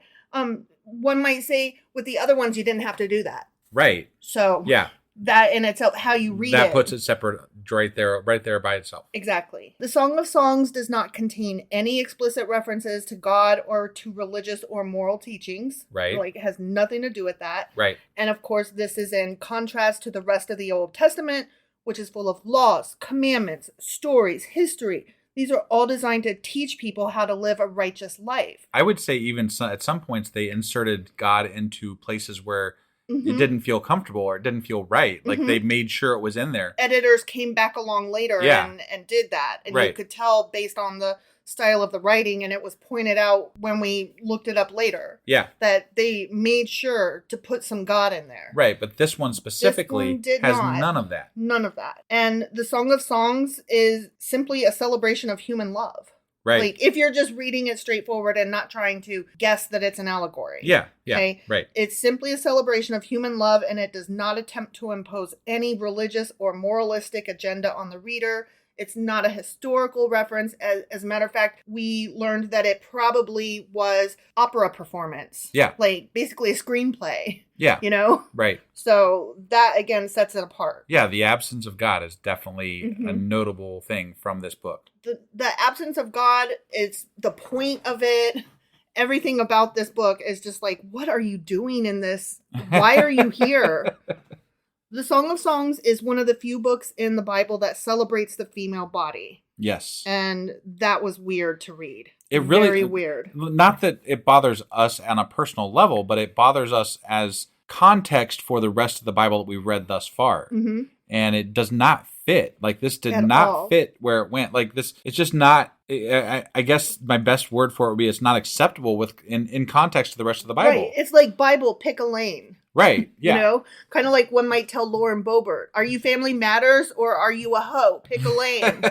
You know, we want to understand you better. Yeah. Right. So in the rest of the Old Testament, women are often portrayed as being subordinate to men. Right. Definitely. And in the Song of Songs, conversely, the woman is the equal to the man, and her beauty is praised in lavish terms. Right. Okay. Right. So we're going to get into a little bit of that more. Sure. That is where the way women are represented here versus the rest of the Bible, in addition to the focus of the book itself, is where we'll find a lot of the contradiction. Okay. All right. Yeah.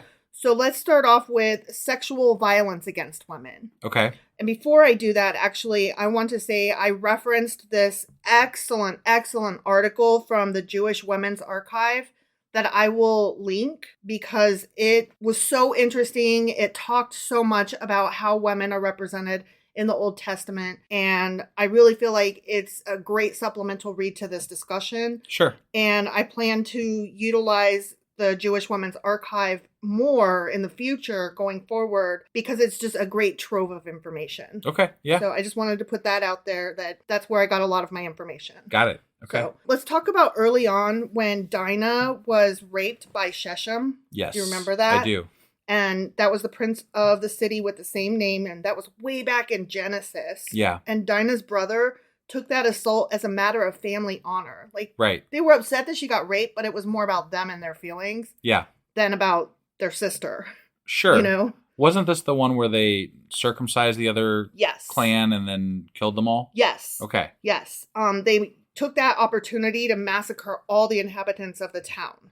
Yeah. So it was, again, less about Dinah and what happened to her than it was the impetus for them to murder an entire town full of people and chop up their dicks. Right. You know? Yeah, it was about the family honor more so than the actual woman and the incident that happened. Exactly. And this gets into something that's often discussed in literature and movies, which I don't know if you would be familiar with this principle, but it's using the rape of a woman as the impetus, the turning point of a story. Like, we're basically committing a violence onto a woman purely to move a story. Got it. And it's a trope that is frowned upon more now than, say, even 20 years ago. Okay. You know, with women's movements and Me Too movements and all of that, bringing into the forefront of our attention that, hey, you know what? Let's do less of that. Let's have less utilizing women and their bodies and harm onto them to move stories. Right. So that's what that was. Got it. Right into that trope. Yeah. Might be the, you know, first time of that trope, one might say, right. or early days. At least one of the first, anyway. Yeah. So back in Judges, and I remember this is one that actually I think made me cry. Okay. Back in Judges, a host offers to throw the women in his household out into the street where a pack of men are intent on raping the male visitor. Yeah, I almost recall it maybe being his daughters in place of the angel and the whoever else was there. Yes. Yeah. And one of the women who is never named is gang raped, killed, and mutilated. Right. And parts of her body were sent off to various people. Yeah. Now, some people might point out that that was done by heathens and people that God did not like, but the people that threw her out to have that done to her They were supposedly godly people. Yeah, they were the righteous. Right. The righteous people threw out a woman to have this happen to them rather than the guest. Yeah, and keep in mind... In order to avoid homosexuality and the rape of a man. Right, and keep in mind there was a fucking angel there. I don't know about how much power an angel has, but it would seem that it could probably handle whatever was outside that fucking door. Right, and this act in itself led to a civil war among all the tribes of Israel. Got it. So, it wasn't exactly... Yeah. It wasn't without further recrimination. And once again, harm onto a woman is what was the pivotal point of moving the story forward. Sure, yeah. So, right. Problematic. Definitely problematic. In 1 Samuel, when one of David's sons, Amnon, rapes his half-sister Tamar, a feud among the brothers ensues, and Amnon is ultimately killed by his brother Absalom. Right. And that was in 1 Samuel. So, do you remember that? I do. Again, a woman is raped, and here we go. Right? Yeah, right. So, the reason I'm bringing these up, and these aren't anything to do with what we're reading now. It's just, I feel it's very important to bring these up as women being harmed. Women being harmed to move a story forward. And yet here we're reading in Song of Songs, and we're supposed to believe what? Women are equals. Right. And I'm like, no, you're not going to gaslight me like that. You're not going to do that to me. Yeah. No, they're fucking not. Well, and I don't know if this is in your list of things about rape, but I do remember early on when, who was it? It was, somebody was going into Egypt with their wife. I think it was Isaac, actually, or Abraham or whatever.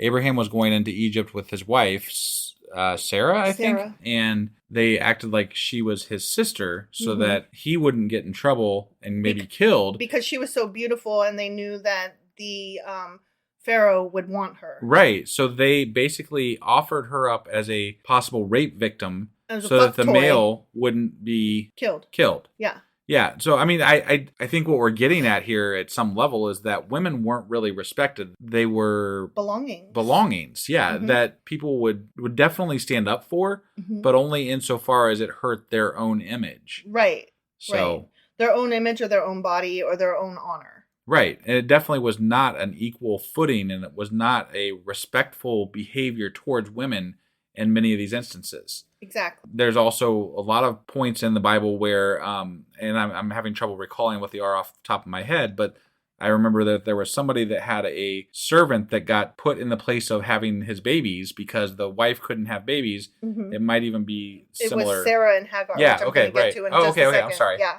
I apologize. Nope, you're fine. So in none of those cases that I just mentioned, does the text express any concern about the women themselves. Right. As you just said. Yeah. They function as pawns in larger narratives of violence. And that's how I viewed it so far. Yeah. It definitely feels that way. And that's not, it runs counter to the Song of Solomon in that regard.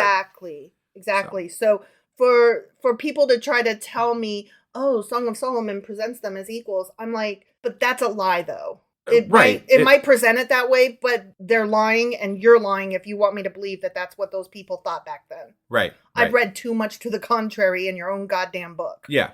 So fuck you for that. Yeah.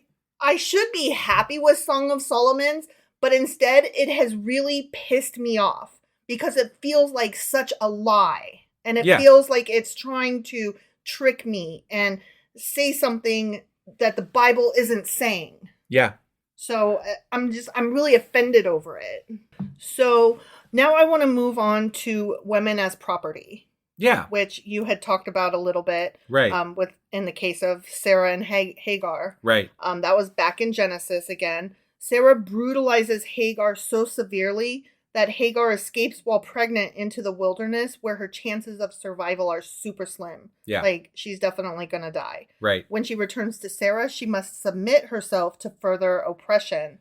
And Sarah's wrongdoing is never even acknowledged. Right. Yeah. So, well, because also slavery was an issue back then. Right. I mean, they called them servants, but let's They just were be slaves. honest, they were slaves. Right. And this woman Well, was forced into this position. Hagar was what's-his-butt's second wife because Sarah couldn't have children. Right. And so the whole But it didn't thing- start off that way. It started off as her being a servant trying to have a child with, was it Abraham? Yeah, it was Abraham. I think it was Abraham. Right. But then each of their handmaids were forced to bear his children as well. Right. Hagar was his second wife. Oh, okay. Yeah. I got it. I remember that there was something along those lines, but yeah, okay. Yeah. All right. Each of their handmaidens became his concubines, basically. Right. So he traveled with a harem and a bunch of boys. Yeah. So in another case, moving forward through the Old Testament into Judges, the tribes of Israel decimate the tribe of Benjamin in civil war. You recall this? Yes. And then they were like, oh shit, we accidentally wiped out too much of Benjamin, and now we are concerned that the tribe of Benjamin might not endure. Right. So in order to solve this problem, the soldiers of Israel conquer another region and massacre the population, with the exception of 400 virgins who are given to the warriors of the tribe of Benjamin. I remember that. Yes. Yeah. And I was so fucking upset about that. Yeah. Like, it's just like, what? We just kidnapped these women and gave them to them. Right. What? Right. What? That's just what you do. What? Right. But no, tell me more about the loveliness of the fucking maiden or bride or child in Song of Solomon. Yeah. And how women are equal. Well, and you know? that's the thing, is that God looked the other way apparently during all this, because he seems to be like, if this is God's word, if this is the book of the Lord and all that, and this is the way, right? Mm-hmm. God essentially condoned them murdering that other tribe, capturing the virgin women, and bringing them back to the tribe of Benjamin to populate that tribe. Right. That is sex slavery, and it is completely counter to anything that was portrayed as far as love or beauty that is in Song of Solomon, and God apparently condones that, you know? So you can't be of both minds. You can't say that this is the way that women are to be treated and then do that. Right. Or do one and then be like, what? Women are equal. Right. They're not. They should be. They Sure, should be. yes. But they're not. Right. So moving forward into Numbers provides a jealous husband with a ritual to determine whether his wife has been unfaithful to him. Yeah. No limitations are put upon the man. He may bring his wife to the priest to endure an ordeal whenever he desires. In this test, the wife is required to drink poison, which we read a short story about that with the twins in our book club a couple weeks ago. Yeah. And if she survives without harm to her body, she's presumed innocent. Yay! Yeah. But the violence in this case is actually integrated into a religious ritual and Jewish law. Right. Harm to the woman is actually a religious ritual written in law. Also distrust of the woman. Yeah. You are to implicitly trust the male's judgment over the woman's judgment every single time. Yeah. And you according to the you Bible. should basically always assume that your wife's a hoe. I mean, ain't she though? Wait, you're saying it wrong. They're a honey-lipped vixen. Well, yeah. You know, that's what they are. That was back then. Now, in the Bible. Now they're just hoes. Right, okay. You know? Yeah. I'm not a hoe, but even if I was, fuck you, I can be if I want to. Right, yeah. Is what it is. Exactly. But I would prefer that neither of us are hoes. Yeah, right. So that's Definitely. the way we choose to live. Definitely. So even the hero Esther, whom we talked about a little bit earlier, she was forcibly taken into the king's harem and treated like property. Yes, that is true. And I mean, whether was one she of liked God's, it or not, yeah, you know, that's beside the she point. overcame somewhat, and she was one of God's favorites, but that doesn't change the fact that she was forced into that position. Yeah. And not there because of love, not there because of anything good. She wasn't an equal, I could tell you that much. Yeah, no. When she was like trying to fit into the harem. Right. Fuck's sake. And whether it doesn't matter how much the king liked her, or for that matter, how much she liked the king, she was not there by her choice. That was not her choice. Right. And she was trying to help her people after that. Yeah. So yeah. The whole thing just Right.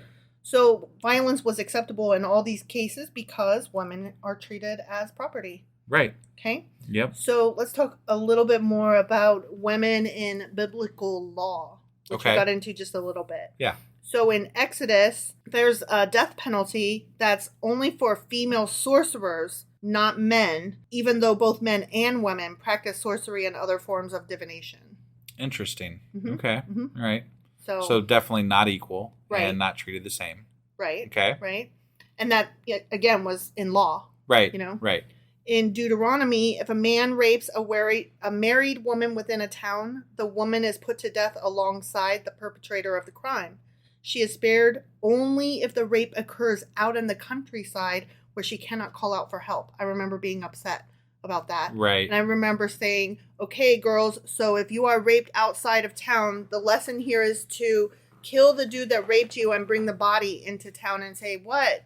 Right. Yeah. Or to move them out of town. Yeah. If right. you're raped in town, move them out of town. So you'd be like, I called for help, but nobody could hear me. Yeah. That's how you get away with that. Right. According to Exodus, Israelite female slaves are not set free after 6 years of service, unlike the male slaves. Because, Huh. you got to fuck that. Right. Yeah. Set the men free. Yeah, but not they're the no women. good. Yeah. Women are just, They're- cattle, essentially. They are cattle even when they're not, Right. Yep. Yep. So, moving forward, let's talk more about how women just in general are subordinate to men. Not equals, for sure. Okay. Not equals. All right. Okay? Yep. Now, in the creation story, Eve is created from Adam's rib, and she is given to him as a helper. Right. Yep. This suggests that women are not created as equals to men, but rather as their, helpmates. Right. Yes. Like, bring me a sandwich. right. Yeah. That thing. Yep. In the story of the Garden of Eden, of course, it is Eve who is tempted by the serpent and who eats the forbidden fruit, suggesting that women are more easily tempted than men and that they are the ones responsible for sin entering the world. Right. And that's why we blame women, and that's why, it's women's fault. Those Yeah. honey-lipped vixens always eating apples. Right. In Numbers, a woman's vows are not valid unless they are approved by her father or husband. This suggests that women are not considered to be fully independent individuals and that they are subject to the authority of men. So again, Yeah, not not equals. In the laws of Moses, women are given way fewer rights than men. For example, a woman's testimony is worth only half that of a man's. And that's Wow. specifically stated in Deuteronomy. Wow. And a woman can be divorced by her husband for any reason. Wow. Yep. So, not equal. Right. Yep. In Deuteronomy, again, a woman who is not a virgin on her wedding night is to be stoned to death. Jesus Christ. Right? Yeah. This suggests that women are held, obviously, to a different standard of morality than men, and that they are more severely punished for their sexual, quote-unquote, transgressions. Oh, yeah. No, I mean, no doubt about that. And I will leave it on that note because sexual transgressions is what this whole fucking story is about in Right. Song of Solomon. Yeah. So I'm just so irate that this story is in this book. And it celebrates this. And let's just take Song of Solomon, as it is read, and say that it is a beautiful-ish poem about love and the human body and and equality and in love and different things like that. There's definitely some themes in there that could be presented as a good thing, right? Mm-hmm. But when you compare it to how the Bible treats women up until this point, you can't accept it as canon, as part of the Bible, because it doesn't match up with how women get treated throughout the rest of the Bible. Right. If I had read this story in a bunch of other Greek gatherings of literature, I know I've already said this, it wouldn't even be a blip on my radar. Right. It wouldn't bother me because a lot of their stories, they're male-oriented, of course, but they don't usually talk about the subjugation of women. They usually talk about the adventures of men. Right. And the women at home waiting for them. Well, it almost feels like it was inserted in there as a way to contradict the horrible way that women are treated in the Bible. And you say, but look at Song of Solomon. And I've They're seen this. equal. I've seen this when I've done some research on myself on Song of Solomon, and that people are like, but love is celebrated in the Bible. But women are celebrated in the Bible. But they're not. Right. You can't take this one fucking book that says nothing about God, that says nothing about biblical law, and take this and say, no, but women are beautiful and wonderful and treated well. See, it's in Song of Solomon. They're totally no, equals. it's not even supposed to fucking be there. Right. It's bullshit, and the rest of the Bible shows that it's bullshit. Right. Exactly. So that's a great place to end this discussion, in that this book doesn't fucking go there, and it is itself It's a fucking goddamn contradiction.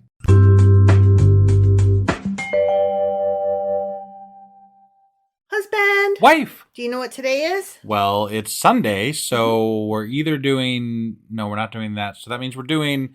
Sacrilegious Book Club. Yeah, that's the one. Yeah.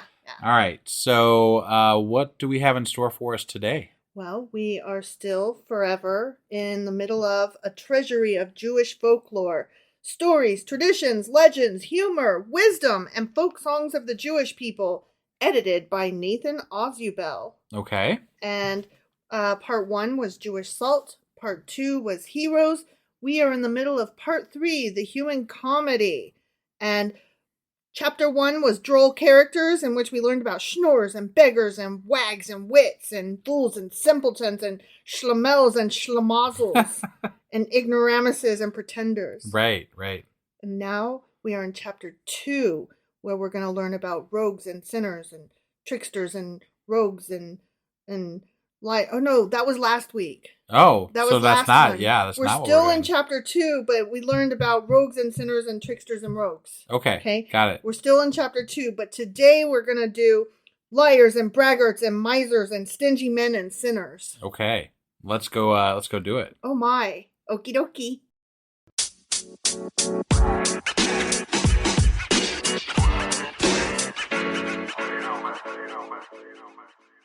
Okay, we are over halfway through this book a little bit. Right. And we're on page 374. Okay.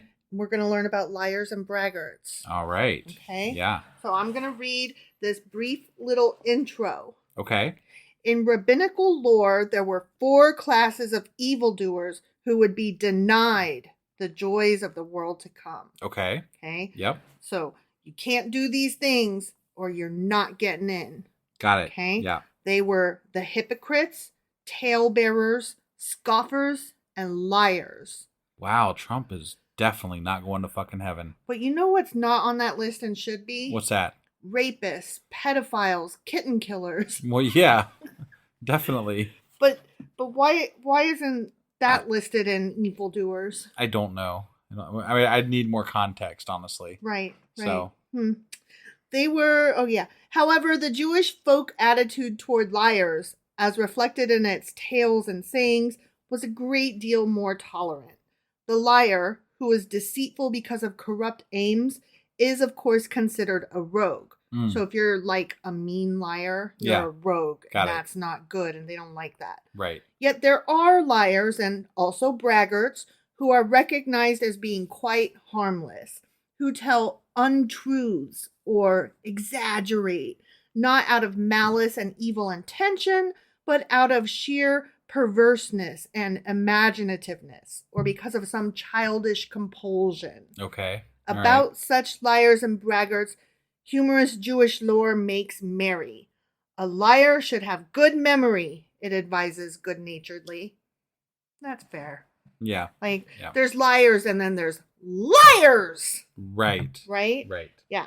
So you want to be part of the first group, not the second group. Right. Definitely Okay. not that second group. Yeah. Because it hurt my ears, mostly. Well, I was trying to be emphatic. Right. All right. So the first little story that we're going to read is called Veracity. Okay. Okay. Mm-hmm. Do you know what the word veracity means? I think I do, but I don't want to, not know and then be wrong. So instead, you're hedging your bets and saying, probably not. Right. I feel like it means like vitality, like Nope. Wrong. Tenacity. Nope. Wrong. No. Okay, I fucked it up. You did. It Yeah. means truthfulness or honesty. Oh, okay. Yeah. Yeah. Like the I veracity of your claim. Oh, yeah. See, I have heard that before.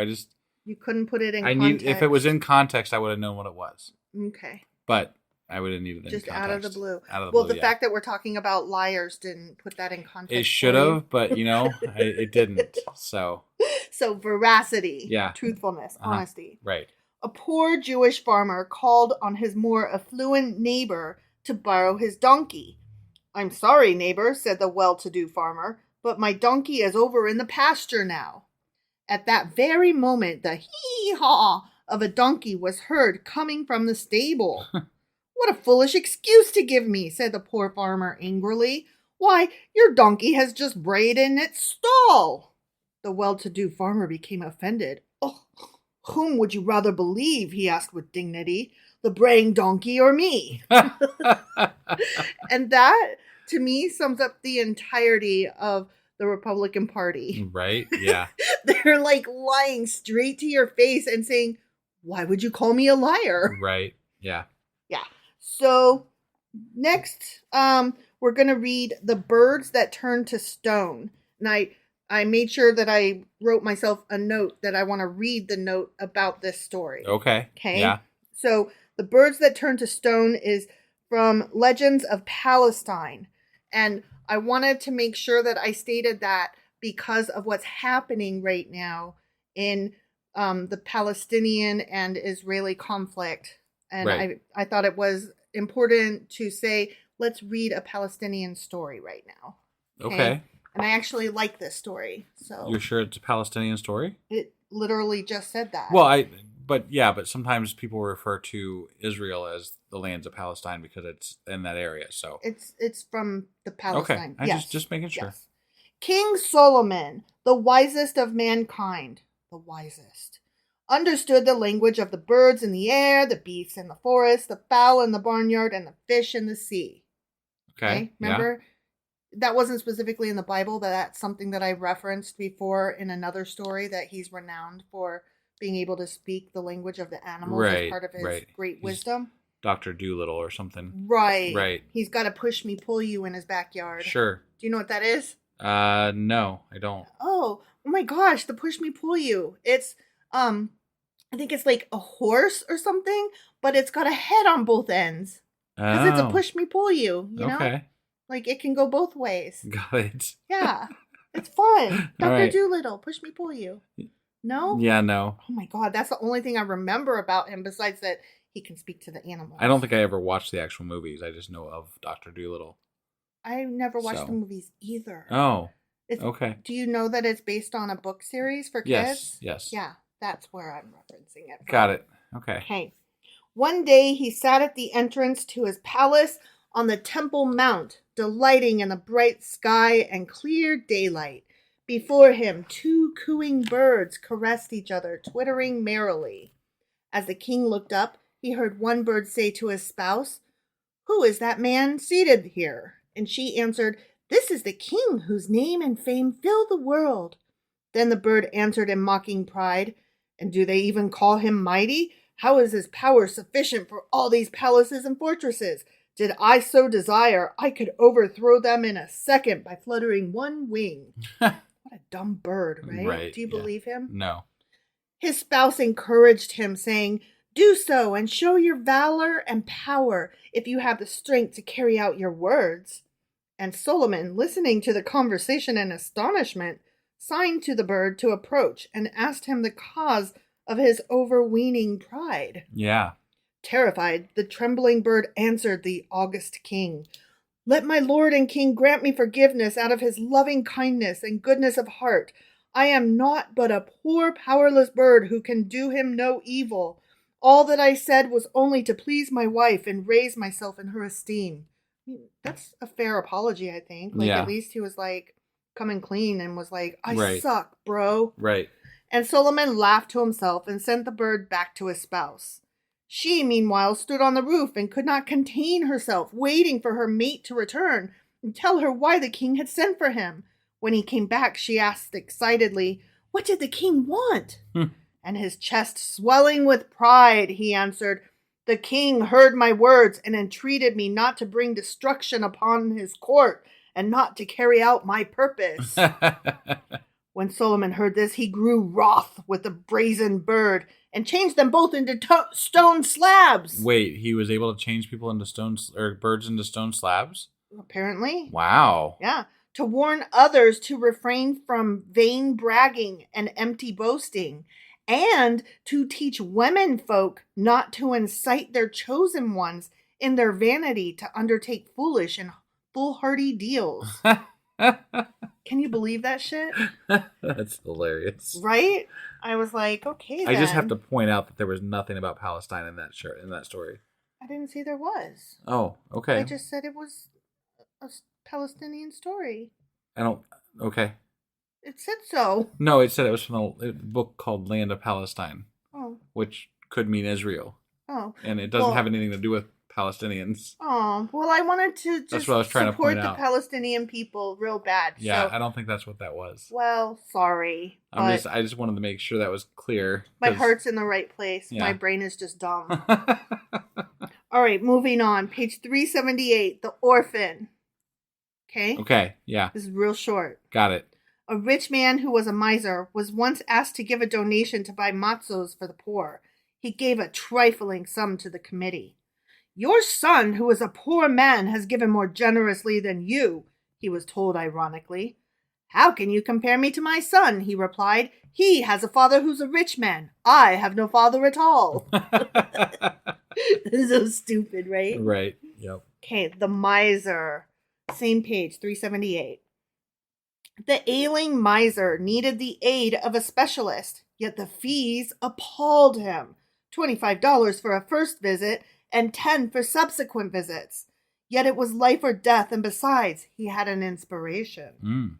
As he entered the doctor's inner office, the miser exclaimed, "Well, doctor, here I am again," so that he could get the repeat instead of the first visit. Right. The doctor examined the patient with great thoroughness, then said, "And as for the treatment, just continue the same as before." I see your lion, raise you one. All right, now we're entering sinners. Listed off several little sections. Yep. This one has its own little intro. Okay. So I'm going to read part of it. Got it. Okay. The sinner is dealt with almost gently in Jewish belief and in folklore. This is due to the ages-old cultivation among Jews of a scorn for self-righteousness. The pious man says about an evildoer, even if he has been victimized by him, "Let God judge him." Or if in anger he should speak harshly of him, he hastens to add, "May God not punish me for my words." Unless, of course, you're one of the people that you're supposed to stone to death in the streets. Right. I mean, I'm just saying that's a thing. Yeah. So I'm having a problem reconciling this with what we know. Right. I think they mean like current Jews and not like the Israelites. Well, but even at that, I think there's like legitimately, like they're not meant to like actually harm people, but there's people that sell stones in the streets of Israel to like, like they're like foam stones to like pretend stone people or whatever. Are you serious? Yeah, like I've heard. I don't know where I heard that, but I've heard stories about. Oh my They actually God. like so it's a thing, like stoning. They recognize it even. Let's pretend to stone people. That sounds right, real fun. Right. Yeah. Absolutely not, sir. Yeah. Cool. There is a layer of mellow humanism in Jewish thought, secular as well as religious, which shrinks from harsh strictures against the misconduct of others. Live and let live is its benign attitude. This springs no doubt from a practical realism, which starts out with the fundamental recognition that men are not angels and that everybody has his weaknesses and limitations. Yeah. It seems to apply to men and not women, is what I'm getting, though. In Jewish folk humor, the sinner gets a merry ribbing, but no more. Frequently, he is contrasted with scoffing hilarity to the overpious saint. And we will read some of that in the next couple things. Got it. Surprisingly enough, he gets the better end of the treatment here. The bad guy, not the good guy. Right. And this, not because he is considered an admirable character. Far from it. He serves merely as a convenient pretext to shoot a barbed arrow at the holier-than-thou men who expect heavenly rewards for their virtue. Interesting, right? Yeah. I that's appropriate for today's day and age, I think. So, as such, these jokes about sinners and saints have served as an excellent corrective in Jewish life, for they preach the doctrine of the golden mean and warn against fanaticism. Interesting. Wow. We can use some of those warnings for sure. So I like this one, Saint and Sinner, on page 380. Okay. A rich man who was a profligate, a souse, and a lecher died in a certain town. The entire community mourned his death and followed his hearse to his last resting place. What a wailing, what a lamentation was heard as his coffin was lowered into the grave. In the recollection of the oldest inhabitant, no rabbi or sage had ever departed this life amidst such general sorrow. For a profligate, a souse, and a lecher. He got that much tears and whatnot. Right, okay? yeah. It chanced that on the following day, another rich man died in the town. He was just the opposite of the first in character and manner of living. He was ascetic and dined on practically nothing but dry bread and turnips. He had been pious all the days of his life and sat all the time in the house of study, poring over the Talmud. Nevertheless, no one except his own family mourned his death. His funeral passed almost unnoticed, and he was laid to rest in the presence of only a handful. A stranger, who happened to be visiting in the town at the time, was filled with wonder and asked, "Explain to me the riddle of this town's strange behavior. It honors a profligate, yet ignores a saint." Right? That's a fair question. Yeah. To this, one of the townsmen replied, "Know that the rich man who was buried yesterday, although he was a profligate and a drunkard, was the leading benefactor of the town. He was easygoing and merry and loved all the good things in life. Practically everybody in this town profited from him. He'd buy wine from one, chickens from another, geese from a third, and cheese from a fourth. And being kind-hearted, he'd pay well. That's why he is missed and we mourn after him. But what earthly use was that other one, the saint, to anybody? He lived on bread and turnips, and no one ever made a dime on him. Believe me, no one will miss him." I just thought that was pretty great, right? Yeah. We all love the party dude. Right. All right, moving on to page 383, filial love. Do you know what filial means? No. Well, I'll just let you tell me in the end.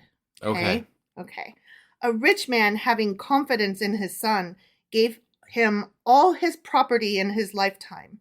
After a while, the son commenced to neglect his father, ill-treating him and sending him away to be among the beggars. Could you do that to your dad? Send your dad? Yeah. Away to be among beggars? Yeah. No. That's what I'm saying. There's a rich man, and he sent his dad away. He gave all of his money and stuff to his son. Okay. One day the old man, clad in tatters, met his grandson and asked him to beg his father to let him have a mantle to cover himself as it was so cold. After much begging, the father sent his son up to the loft and told him to fetch a certain mantle which was hanging on a hook.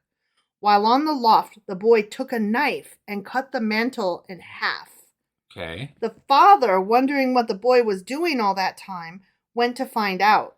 The son told him that he had been busy cutting the mantle in half and added that he would give his grandfather one half and keep the other half for when his own father grew old. The man was greatly surprised at this reply and, recognizing the wickedness of his action, took his father back and treated him with all honor. Yeah. We all get old someday. Right. Yep. Yeah. I believe that is it. Oh, you wanted to know what filial meant. Yeah. It meant father and son relationship. Oh, okay. Yeah. You didn't get that? No. Okay, sorry. Oh, sorry. I just have that vocabulary. Yeah. So anyway, that is it for today. All right. Sounds good. Well, that was our Sacrilegious Book Club. Sacrilegious Book Club. For today. And we will have our weekly wrap-up here in just a little bit that'll be put out. And then tomorrow we'll be back starting Isaiah chapter 1. All right. We'll see you guys then. Bye. Bye.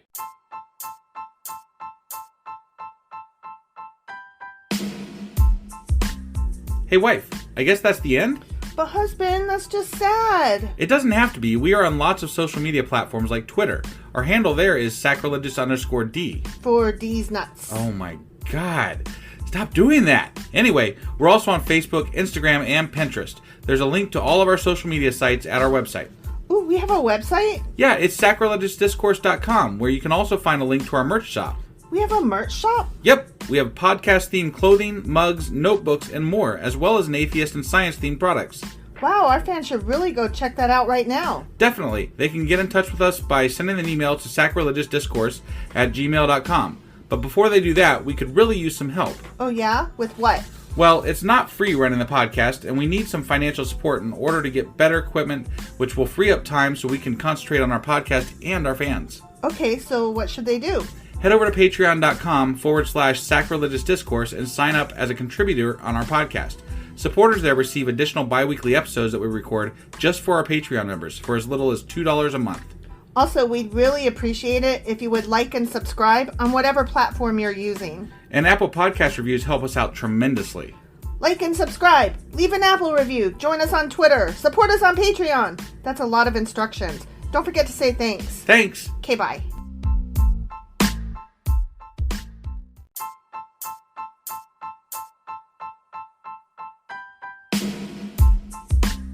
Hey wife, I guess that's the end?